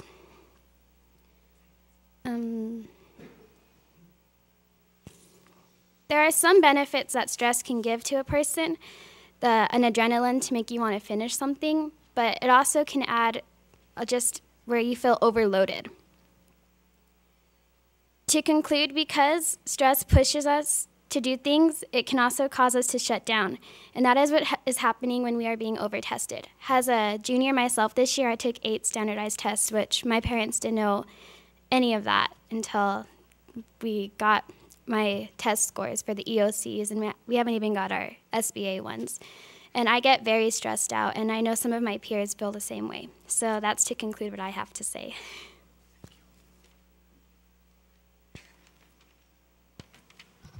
Hi, my name is Yesenia Macias, and I'll be talking about home environment because it does have an impact on the students' test scores. Some of them are domestic violence, neglect, drug use, instability, and health. Students' family income level creates advantages or disadvantages depending on the amount of wealth. Some of the advantages is having the resources at home, such as computers and books, and some of the disadvantages is not having the resources, such as computers and books, that they might need. Next slide. Okay. Some of the culture of poverty myths is being lazy. They might not care, not motivated, drug use, and weak work ethic. Okay. Some of the struggles on impact of poverty is going to work, taking care of siblings, having no food, finding a place to sleep, and taking responsibilities such as paying bills. And some of these struggles lead to Great Depression, and anxiety, high stress levels, aggression, and apathy. There we go. Okay. I'm really nervous. Okay, next slide. And this is a graph. It shows the dropout rates on high school by the income. The blue represents the low income, and it's defined as the bottom 20% of all family income. The red is the middle class. It's between 20 and 80%, and the orange is like the more wealthier class. And high income is the top 20% of all family incomes. And that's my presentation.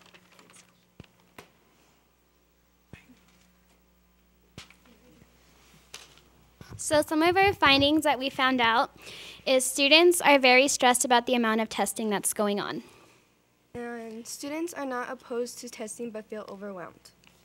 Another one is students feel that one test or a group of tests should not determine the graduation ability. Most parents are not aware of how many tests students are taking. There has been a marked increase in the amount of standardized tests taken by students. Many times, factors outside of school play a major role in how well students do on their standardized testing. Opting out of standardized testing may be an option at the elementary school level, but not middle school or high school. Opting out at high school level is not really,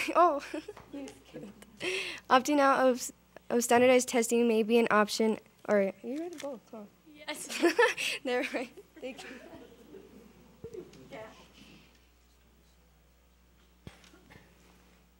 What can be done? Policymakers need to have a productive dialogue with stakeholders to hear and understand concerns.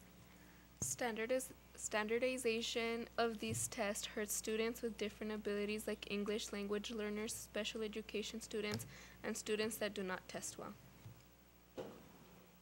Removing the high stakes from students, such as tying students' graduation to their ability to pass these tests. Instead of using SBA or PARCC, why not have students take the ACT, SAT, or ASVAB? Then students will have taken a college or military entrance exam.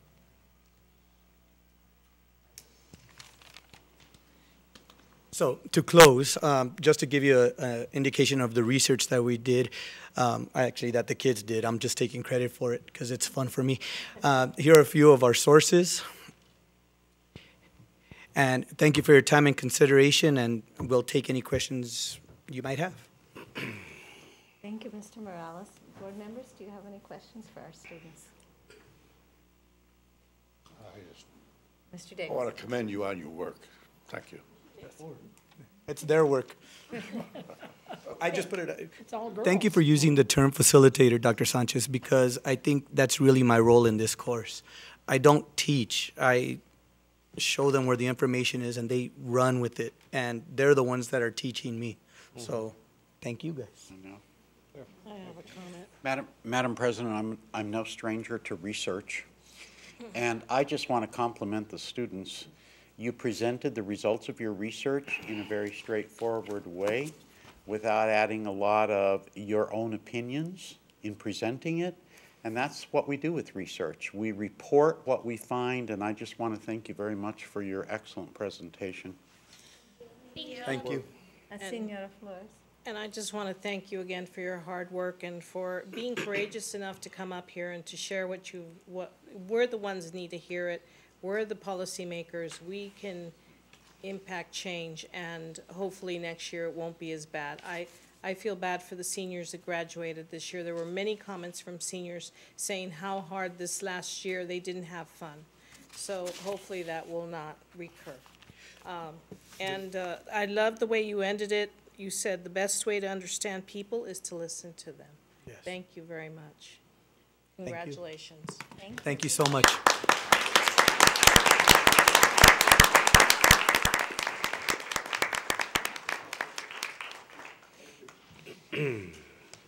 That moves us on to operations. Mr. Kennan, I believe first we have the construction projects report. It was in our packet this evening. Are there any questions? Seeing none, then we will move to our presentation on the Las Cruces High School construction project color palette.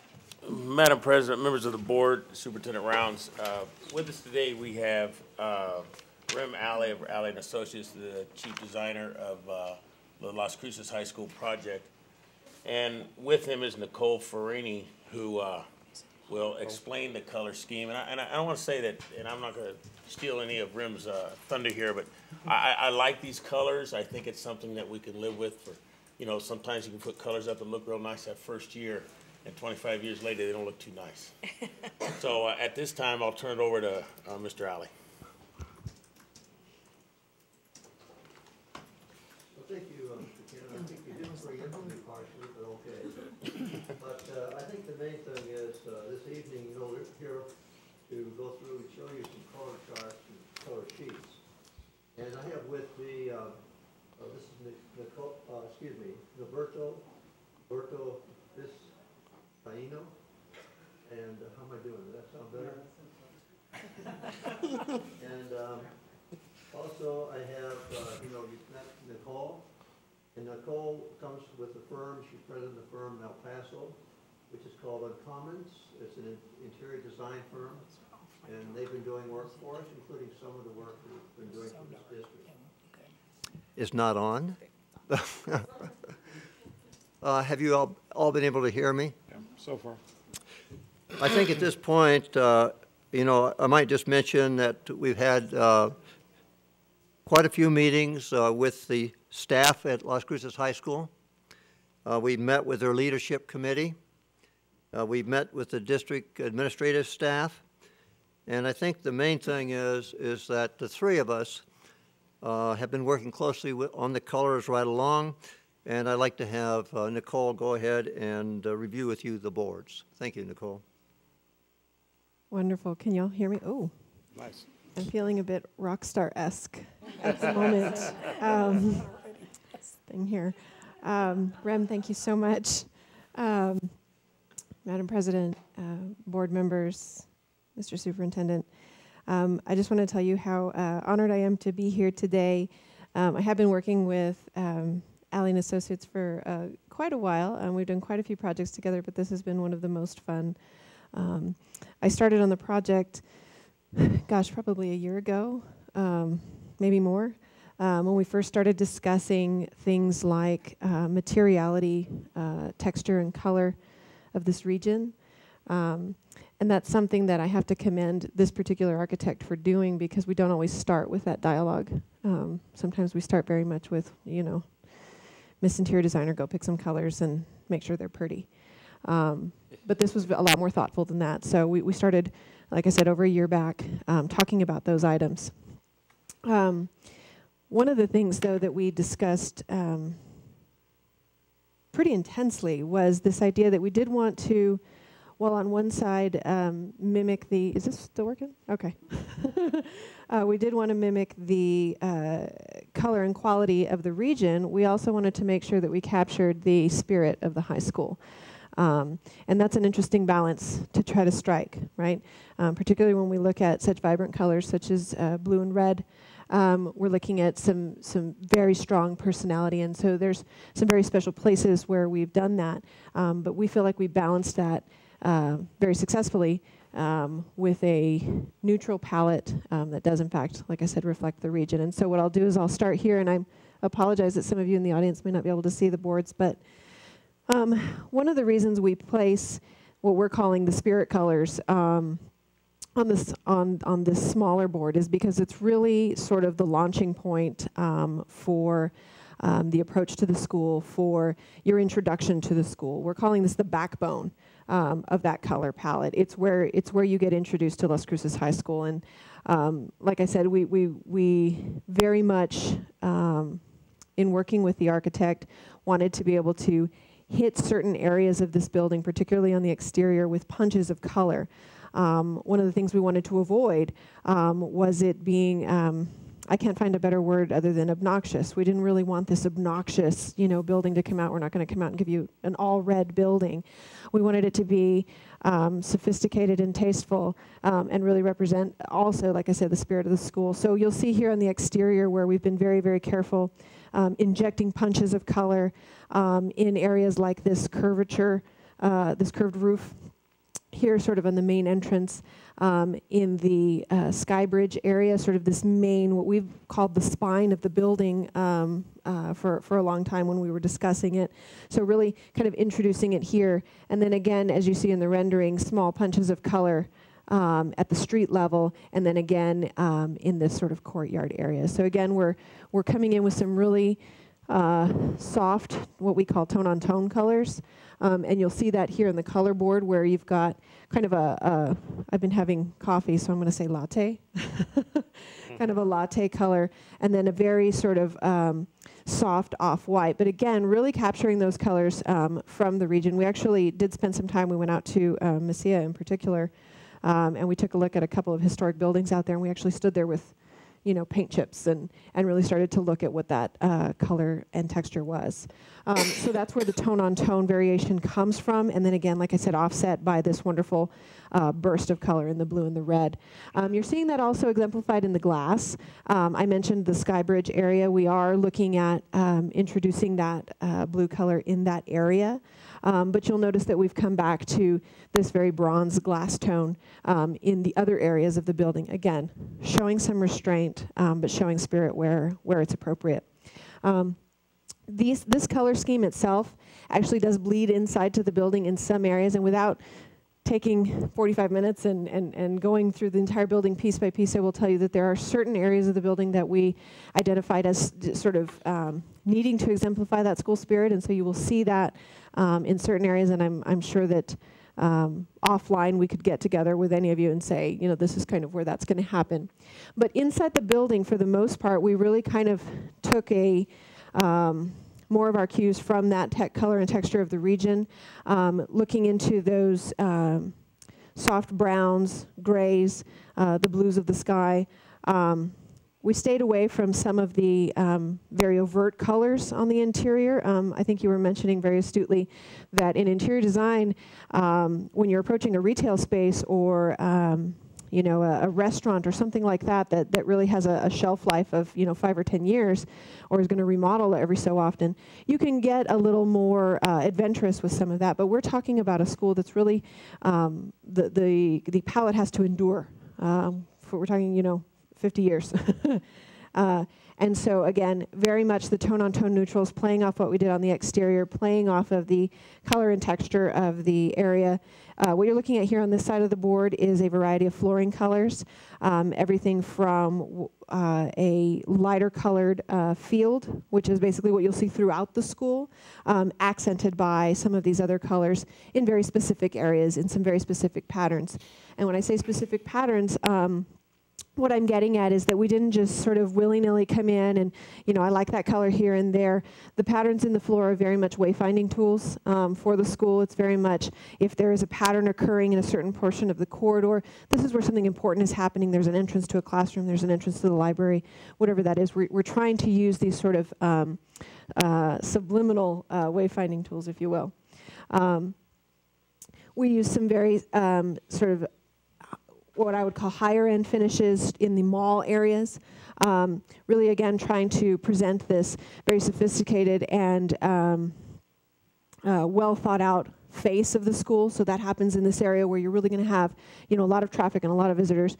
One thing I will mention is that while the aesthetics of the finishes, I would say the aesthetic is relatively high end, we were very, very conscious of the durability and the sort of long-term effectiveness of all of the finishes. I think without getting into a piece-by-piece description of what we're looking at here, I'd like to open it up to questions and then just dive into that further in an area that you'd like me to. Dr. Bota. I've got an observation and an opinion. Yes, ma'am. I know that you've already made decisions, but I think the colors for the interior are pretty dark. Okay. And I really don't think they will endure. So that's my opinion and my observation. If I may respond, I think one of the things that's tough to see on a color board is how much of a certain color is or isn't going to be used. And I would agree with you. I think you take a look at some of these colors. You look at this darker brown here. You take a look at this carpet, this black in here. The carpet is a very interesting piece, and we've actually gone back and forth with this a little bit. We struggle a lot between wanting to reflect a lot of light, which is actually what we want to do with some of this lighter paint, which is why we're using this in a lot of the areas, and the idea of staining. That's such a tough piece for us, particularly in a high traffic environment like a school. And so I think that one of the things we tried to do is select a carpet, and actually I don't see them here today, but we do have larger samples of this, and there's a lot of variation. And so I think this particular carpet set against the very light colored walls, I think that may, when you feel it in the space, allay some of your fears about it being dark. We've got a lot of light bouncing around. Anyone else? Other comments? Mr. Davis. You've been working with the staff all along, right? Yes. Yes, sir. And their comments are? Actually, the last round of comments, and Rem, I'm going to allow you to jump in here, but they were very, very positive. We actually presented a couple of different schemes. I never want to walk into a presentation saying this is what you're getting because I know better. No. I mean, this is their school. This is where they have to live every day. So we did get some feedback. You know, I think some of the challenges we're going to see are going to be probably on the exterior. You know, again, with the brighter colors, you start to see, you know, fading and things like that. But I think what we agreed upon at the end of the day is, and I also want to allay your fears on the paint colors as well, is that we tend to want to do samples, large samples of different colors, because what this color looks like in here in this room at 8 o'clock at night is very different from what it's going to look like in full sun at 12 o'clock in the afternoon in October, or whenever it is that we're opening. And so we will go through that process, and we're going to go through that process again with the school leadership. So yes. Other comments or questions? And I see Senora Flores is coming back in. I'm going to give her a chance if she wants to comment before we move on. I say the more blue, the better. I think the blue is very good. Wonderful. Thank you. But we appreciate that you brought these forward so we could see the next step. I think that's it. Well, thank you. Thank you, Ray. Thank you very much. Thank you very much. Thank you all so much. That moves us next to our annual update on Safe Routes to School. Madam President, members of the board, Superintendent Rounds, with us today are Mr. Todd Gregory, Safety and Security Coordinator for Las Cruces Public Schools, Don Sanchez, Regional Health Promotion Program Manager of New Mexico Department of Health, and Ashley Curry, the Safe Routes to School champion. So at this time, I want to turn it over to Mr. Gregory. Thank you, sir. Thank you, Madam President, distinguished members of the board, Superintendent Rounds, for giving us this opportunity to kind of give you our progress for this school year. We're going to do a quick presentation. Ashley Curry, who is our champion at Mesilla Elementary, also a parent and a champion, they're going to help me go through this presentation. Don Sanchez from the New Mexico Department of Health will help me too. So we're going to briefly go do an overview of our Safe Routes to School 5 E's, our progress, the infrastructure improvements that are going to happen this summer, our parent survey and principal interviews that we did over the spring or recently, and then our coordinated efforts, how we work together with city government, county government, staff, and everyone else. I would like to take a moment, when we're talking about coordinated efforts, my champions are the ones that are actually making this happen. So I would like to introduce two of our champions that are here tonight, Diane Navarez, Annalisa Grejava, and our third one was Carlos Kuntz. He has moved on with NMSU right now, but it helped us kind of get things going at several of the schools. So I want to go ahead and turn it over to Ashley Curry so she can finish up the 5 E's real quick. Thank you, Madam President, members of the board, Superintendent Rounds. I just wanted to say thank you so much for your continued support of Safe Routes to School. We've had a really fun year. We get to do the fun job, and it's also been a really exciting year. So I'm going to tell you a little bit about what we've done. The 5 E's are education, encouragement, engineering, enforcement, and evaluation. So our primary focus at the school district is education and encouragement. Dawn will go on and talk a little bit more, and Todd will talk a little bit more about the involvement of the rest of the community. But our job as champions is to educate the kids, to teach them safe walking and bicycling skills that they can use for the rest of their lives. We do this, we go into classrooms, we have a curriculum that we've been teaching from that we developed over the past couple of years.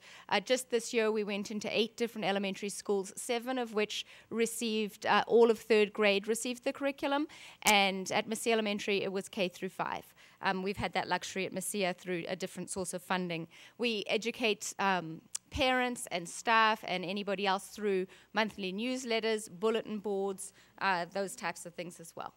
We encourage kids in a number of different ways. Some of them are regular activities such as walking school buses and bicycle trains that happen on a weekly basis.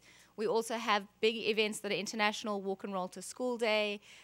We do a little charms that we give out to kids to encourage them to attend, punch cards that they receive prizes for, and I think the most important thing is just individual recognition and thanks to the kids as they walk and bike. One of the things that we have done in the form of encouragement as well is creating some walk sheds, and that was done in cooperation with the MPO, the Doñana MPO. And a walk shed is a walkable area around a particular point of interest. So in this case, schools, and this is a half-mile radius around a school, just to see what is walkable. And then within that, we've created the routes that we call the safe routes. So we've mapped that out. So each of the schools that we've worked with has a walk shed and hence a walking map. A little bit about where we've come from, even just since last year. Last year for International Walk to School Day, we had 12 elementary schools participate. We had weekly programs at Loma Heights and Mesilla. We had monthly programs at Highland and at Hillrise.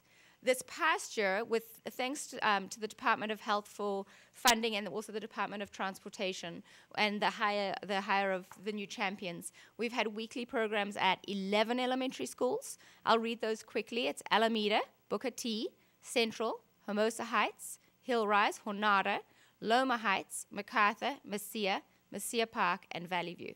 We've had monthly programs at Highland and at East Picacho. And the reason those are monthly programs is those are run by volunteers. International Walk to School Day, we had 19 schools participate. That's 18 elementary schools and then Las Cruces High School. And there's a lovely picture of Superintendent Rounds walking with Mesilla Elementary, which was chosen as the highlight school for this past year. Through the Safe Routes to School program, we had 7,450 student walkers, student participants, 424 on bikes, and over 2,000 volunteers. And I'd like to point out that that's above and beyond the normal kids who walk because they live a block or two away from school. These are kids who probably would not have otherwise participated, walked, or biked to school. So I think that that's pretty successful. We also, just touching on engineering, we've had some really great movement forward in engineering this past year. The engineering that we do with Safe Routes to School are physical improvements that improve the safety for walkers and bikers around the school site. For example, new sidewalks, repairing sidewalks, striping signage, traffic calming, some bike racks, ADA improvements, those types of things. We've been extremely fortunate to receive funding from the Department of Transportation, and we've received $500,000 this year. It just went before City Council last week, and that was with a tremendous amount of effort from, again, all of the people that have collaborated to make Safe Routes to School possible. So that includes the MPO, the City of Las Cruces, and they've very carefully budgeted to something I think is very impressive, within $13 of spending that entire $500,000. So that infrastructure improvements should be happening within the next couple of weeks. Smith & Aguirre will be the contractor doing that, and the schools receiving improvements were focused around the schools that we have champions at, where we already were going to be doing the education and encouragement piece of it as well. So those schools include Alameda, Booker T, Hermosa Heights, Hornada, MacArthur, Mesilla Park, University Hills, Sierra Middle School, Lynn Middle School, and Picacho Middle School. So those types of things will be the signage, the crosswalk improvements, the ADA, and bike racks at those particular schools. We're also hoping to propose some funding from LCPS Safety and Security Department to provide bike racks at some schools that didn't fit in, unfortunately, to the $500,000 budget. But those schools would be Sunrise, Central, Loma Heights, Conley, Tombau, Doña Ana, Columbia, Highland, and middle school Sierra, Zia, Picacho, and Lynn. With that, I'm going to hand that over to Todd Gregory to continue on with enforcement. And again, just thank you so much for your support. Well, enforcement is one of the 5 E's. However, I think it goes hand in hand with our encouragement and education piece, because you don't always have to write a ticket to get your point across. And a lot of times just talking with somebody, pointing out a sign that they missed, and just kind of communicating with them gets the point across. But I do spend a lot of time coordinating with local law enforcement officials, especially when we get information from crossing guards that maybe the speed is increased, or parents call the principal, or we work on getting parents and the awareness that speed can be dangerous, and we make safe routes to school as our focus. So they've been very helpful whenever we talk to the local officials, as well as I help the principals talk with parents that sometimes forget where to park and how to maneuver on our property, and so a lot of times we communicate with them, and we almost all the time resolve that issue. So, but I do like to show it's more encouragement and education. It's not always enforcement. I can't always help what happens on the city street or county street when they do write tickets, but a lot of times a lot of verbal warnings and just talking to people makes the difference. Just kind of showing some of our other a picture of one of the officers walking, Officer Glimp walking with our officers. We also talked to codes enforcement in case we notice something on our walking route, like a fence or other items that might need to be picked up or taken care of. City codes has been very helpful with us there too. And evaluation, I'll turn it over to Don Sanchez to talk about the evaluation process. Thank you, Todd. Madam President, members of the board, Superintendent Rounds, thank you again for allowing us to come tonight to give you a quick update. So I'll be brief. As you all know, evaluation is really about monitoring, collecting data around outcomes, attitudes, and trends. So there are certain pieces of evaluation that we use to pull everything together. We obviously take the issues around safety first and foremost, one of our main concerns is safety and not creating routes that are not safe, but we want kids to be safe. Not all schools are walkable schools as well, so we have to always keep that in mind. Some tools that we use, there's a school site assessment, which is actually how we go to the schools in the morning when there's drop-off to really see what is the flow of traffic at the school for kids walking and biking, what have you, the mix between automobiles and cars, etc. So that's one area that we go ahead and we look at the school, what happens there in the morning, and can happen as well at the pickup in the afternoon. So we do school site assessments. Another component is doing intersection and street segment assessments, which are a little further away from school. When we talk about the walk shed, it's really, like Ashley mentioned, about half a mile from school is really what people say is a safe distance that your children walk to school. So we also look at what is it a little further out where are there crosswalks, are there crossing guards, are there signage, what have you. That's another component of it. The other one, when we talk about what is the interest from the parents and the students, what's going on is we do parent surveys. There's a National Safe Route School Partnership that has a national standardized survey that you're able to do, and we've done it in this district since 2007. So we have many years of data. We do that in partnership with the MPO. And we went ahead and we conducted that this spring. And one of the impetuses, too, we were going to do it in the fall. We didn't quite get around to it, but as part of the school siting committee, really wanted to know what are the parents' interests and attitudes around walking to school. So we went ahead and conducted the survey in the spring. And there's also student travel tallies, which you do at the school site. And what you do is you do it in 3 days in a row just to see what is the pattern of behavior of walking on those days. So that's another form of information and evaluation for us. When we did this parent survey, we distributed over 12,130 surveys to 24 of elementary schools. Mesilla Elementary did the survey already in the fall. We went ahead and distributed the surveys out to the rest of the elementary schools. We also attached a cover sheet that talked about what are some of the, what is the awareness around the program, plus what would you like to see from the school district and the city about how do we really promote safe routes to school, or what do we need to do more efficiently to allow the parents to let their kids walk to school. So we did this mass survey probably early March. We had support from our champions. We also had 5 Masters of Public Health students from NMSU helping us with that to also collect the data and to go ahead and analyze a lot of the data for us. A couple of things we did too is we had incentives for the kids. So each child that brought their survey back received a pencil. But we also decided to have a little competition between the schools, and we offered schools incentives, a $500 prize for first prize, $250 for second prize, $100 for third prize, and that was to look at who got the highest percentage of surveys returned per their population at their school. So the 3 schools that received that, and the funding really was to help get us a program started at that school. That's intended the funding.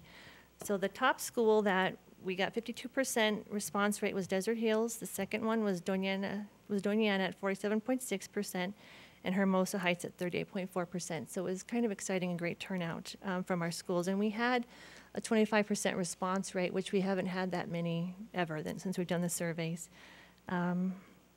So what we did as well, we pulled out 4 main variables. When we analyzed the data, we went ahead and just pulled out 4 main variables: awareness, permission to participate, issues affecting your decision, and most prevalent issues to be addressed by not only LCPS but the CLC. And we compiled the data from 5 schools. It was just a sampling. We took a school from each of the school board districts. So we had Alameda, Conley, Desert Hills, Hillrise, and Highland. And then we also did a principal key informant interview just to see what the principal's interests and ideas were. And we interviewed 9 elementary school principals. So the results were, they were very similar in response. The main area of concern, one of those main barriers that both the principals and the parents felt, was around the built environment. Just being able to have assistance with calming of traffic, as Todd kind of mentioned, creating those safe routes to school, looking at where we have that continuous sidewalk as well to school. Principals very much, crossing guards are a big deal. We need crossing guards, that's very important. Just appropriate signage within school zones as well.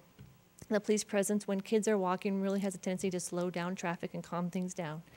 The second part, though, to really encourage more programs was just more promotion of the programs. They felt that there needed to be more promotion not only within the district but out in the community as well. And we try and do a very good job of always letting our law enforcement and city know, and the schools know when the walks are actually happening or our bike events are happening. So we're really trying to promote that so people in the community are aware. And I just want to mention this, these are really important components, and I'm very hopeful too that a lot of them are being looked at within the school siting committee that the district has. So very, very happy about that. But that's the result of just some of our evaluation components that we had. Now I'll turn it over to Todd for the coordinated efforts component.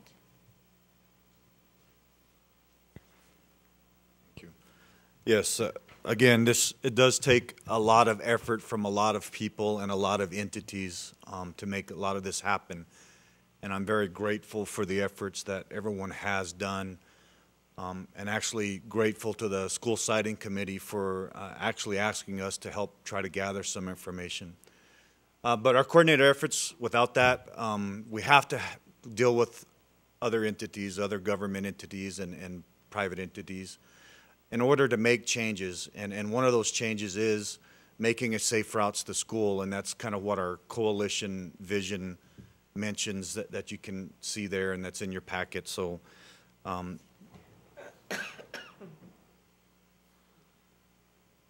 lot of the efforts that we deal with, basically getting a lot of the people at the table and really discussing these 5 E's.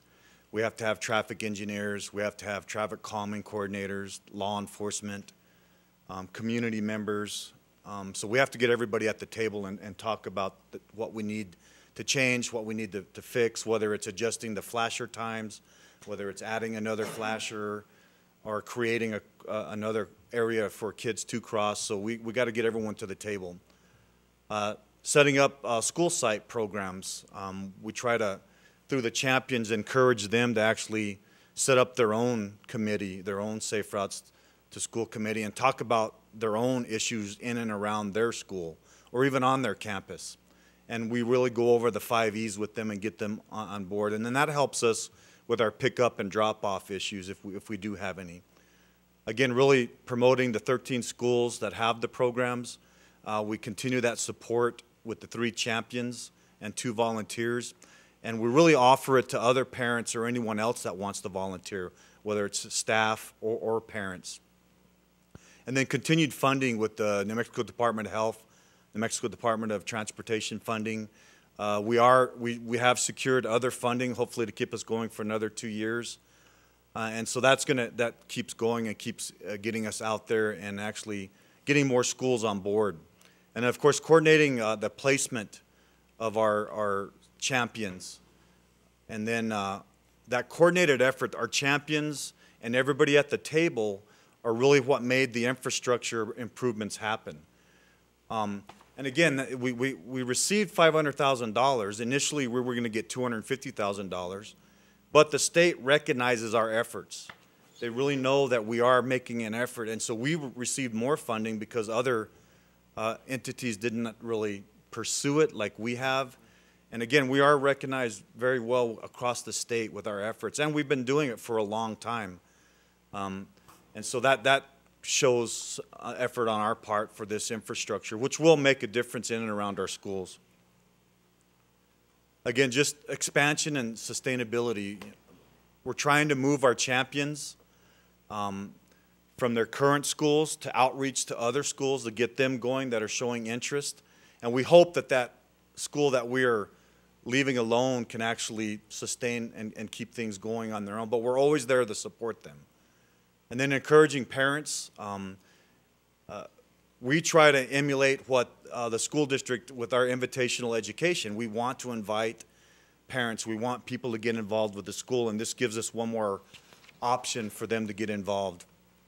Matter of fact, my champions are parents. They have kids. So that's one avenue for them to get involved in our educational process. And then our Safe Routes to School Task Force, really having them integrated into something they're already doing, whether it's their safety committee or their parent organization group, getting staff and parents involved with the task force at the local level, at the school level, I mean. And then really the curriculum becomes a big piece, because if we can teach kids at the younger level how to walk safe, that helps us out in the middle school and high school level. They know how to use the crosswalk. They know how to use the push the crosswalk, don't walk, walk button. So it really helps us in the long run as they become young adults and enter the walking and biking community. So the curriculum is really big, and we're going to move forward with that to try to outreach it to PE and health educators to help us in the schools. And of course, partnering with our nonprofits and organizations that support an active life. Our community is very active in recreation and and creating a lot of trails, whether the walking or biking trails. So that's another avenue for us that we can, really coordinate with the city government, county government, and make these part of something that we can do in our community. And then introduce Safe Routes to School into a broader policy and planning dialogue, which has been one avenue that we've helped with the school siting committee and us coming here today to present our findings. And then expansion sustainability. We want it to stick around, and when we're gone, we want people to actually carry the torch on and keep it active in our community. The school siting committee we've been giving them helpful. They've been very helpful in presenting walkability issues to planners in our community. And then, of course, we still would like to pursue that joint resolution with the city and us as a possibility in the future.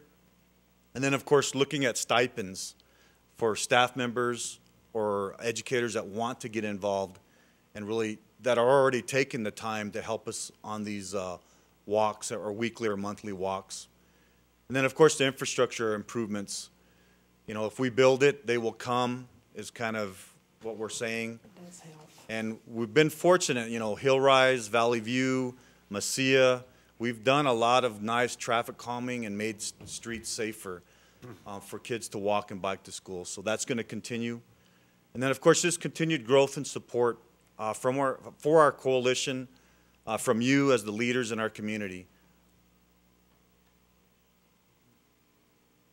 And then I would stand for questions from the board if there are any questions at this time. Are there any questions? Dr. Votaw has a comment. I just want to thank you for that report, and I want to make a lot of comments to the board as the nominal chair of the school siting committee, and the Safe Routes to School group have been regular attendees, and we've done a lot of talking about how we begin to institutionalize the thinking that goes into Safe Routes to School. So, board members, as we look forward to our goal setting in June, I hope we will think at the policy level and possibly at the management level about some kind of facilities goal that goes to Safe Routes to School. And I know this board has espoused the values of good health through the exercise. We're also, we need to be kind of practical. If more kids walk to school, our physical loss to the transportation department might be reduced.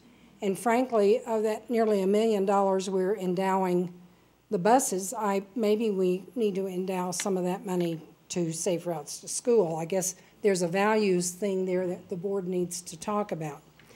I think there are some things that we could do to institutionalize the Safe Routes to School.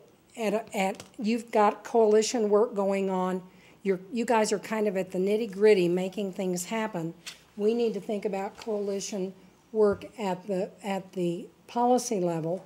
Mr. Kennan, I'm thinking that you've just gave us a new master facilities plan for 5 years, and I'm wondering what, if anything, was in there about Safe Routes to School. And not only should it be in our master plan, but it should be a requirement of the state in master planning. So I'm going to charge us with getting that to happen at the state level. And then I do wonder about the bus people, and I would hate to put anything on the New Mexico school transportation because we know that they are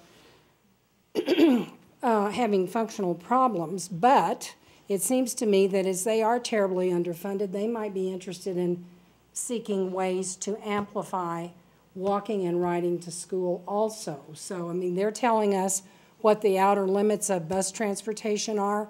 Maybe they need to begin to help us develop the schema that will let more kids walk and ride bikes to school. So those are great big policy level ideas for us to contemplate as a board and as a school district.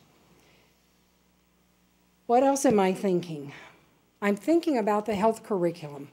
I know it is a big health thing, and as we review and work on health curriculum, we probably need, to institutionalize something like Safe Routes to School, you have to embed it in all the systems that we function as. And I think the curriculum function of health learning is certainly a point that we need to talk about. Anyway, board members, just be aware that I'm going to put that on the table when we get to goal writing about facilities. So I wanted to give you advance notice.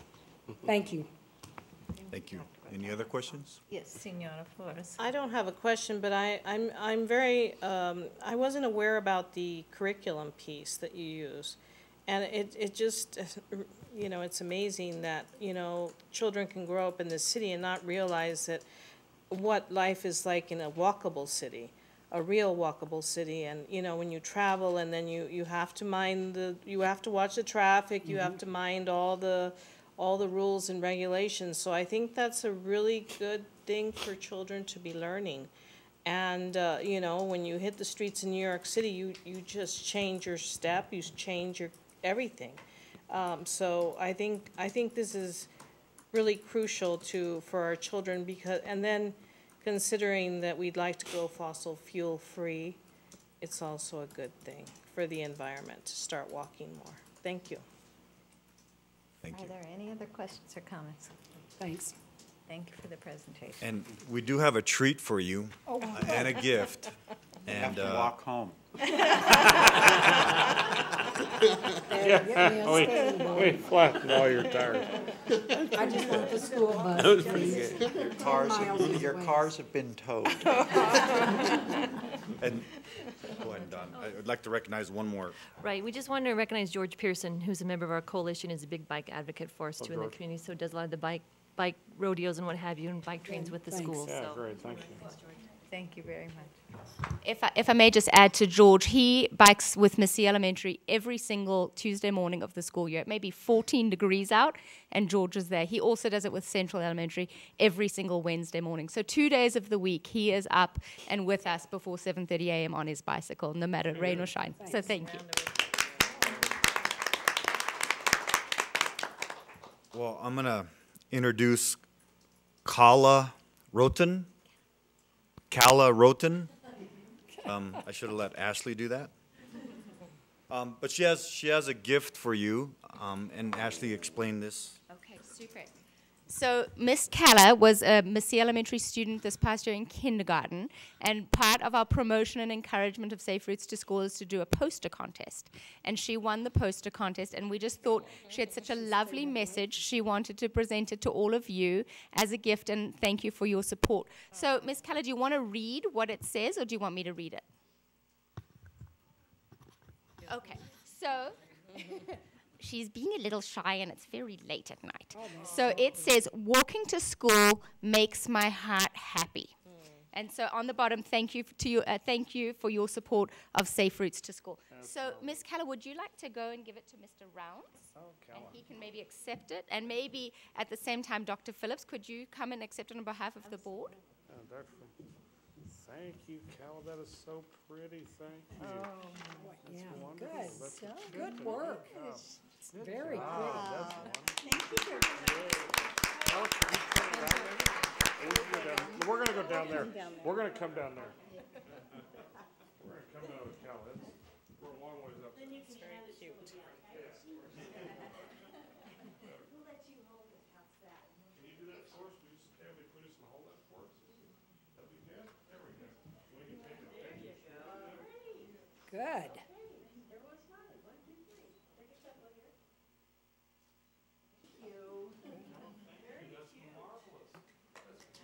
Let's put it on our wall. We got a wall. We got lots of walls. May I ask Tina, will you make sure we get this posted in here, please? Thank you. What? Uh-oh, you're missing a message Young lady's here. talking to you. Yes, ma'am, I'm sorry.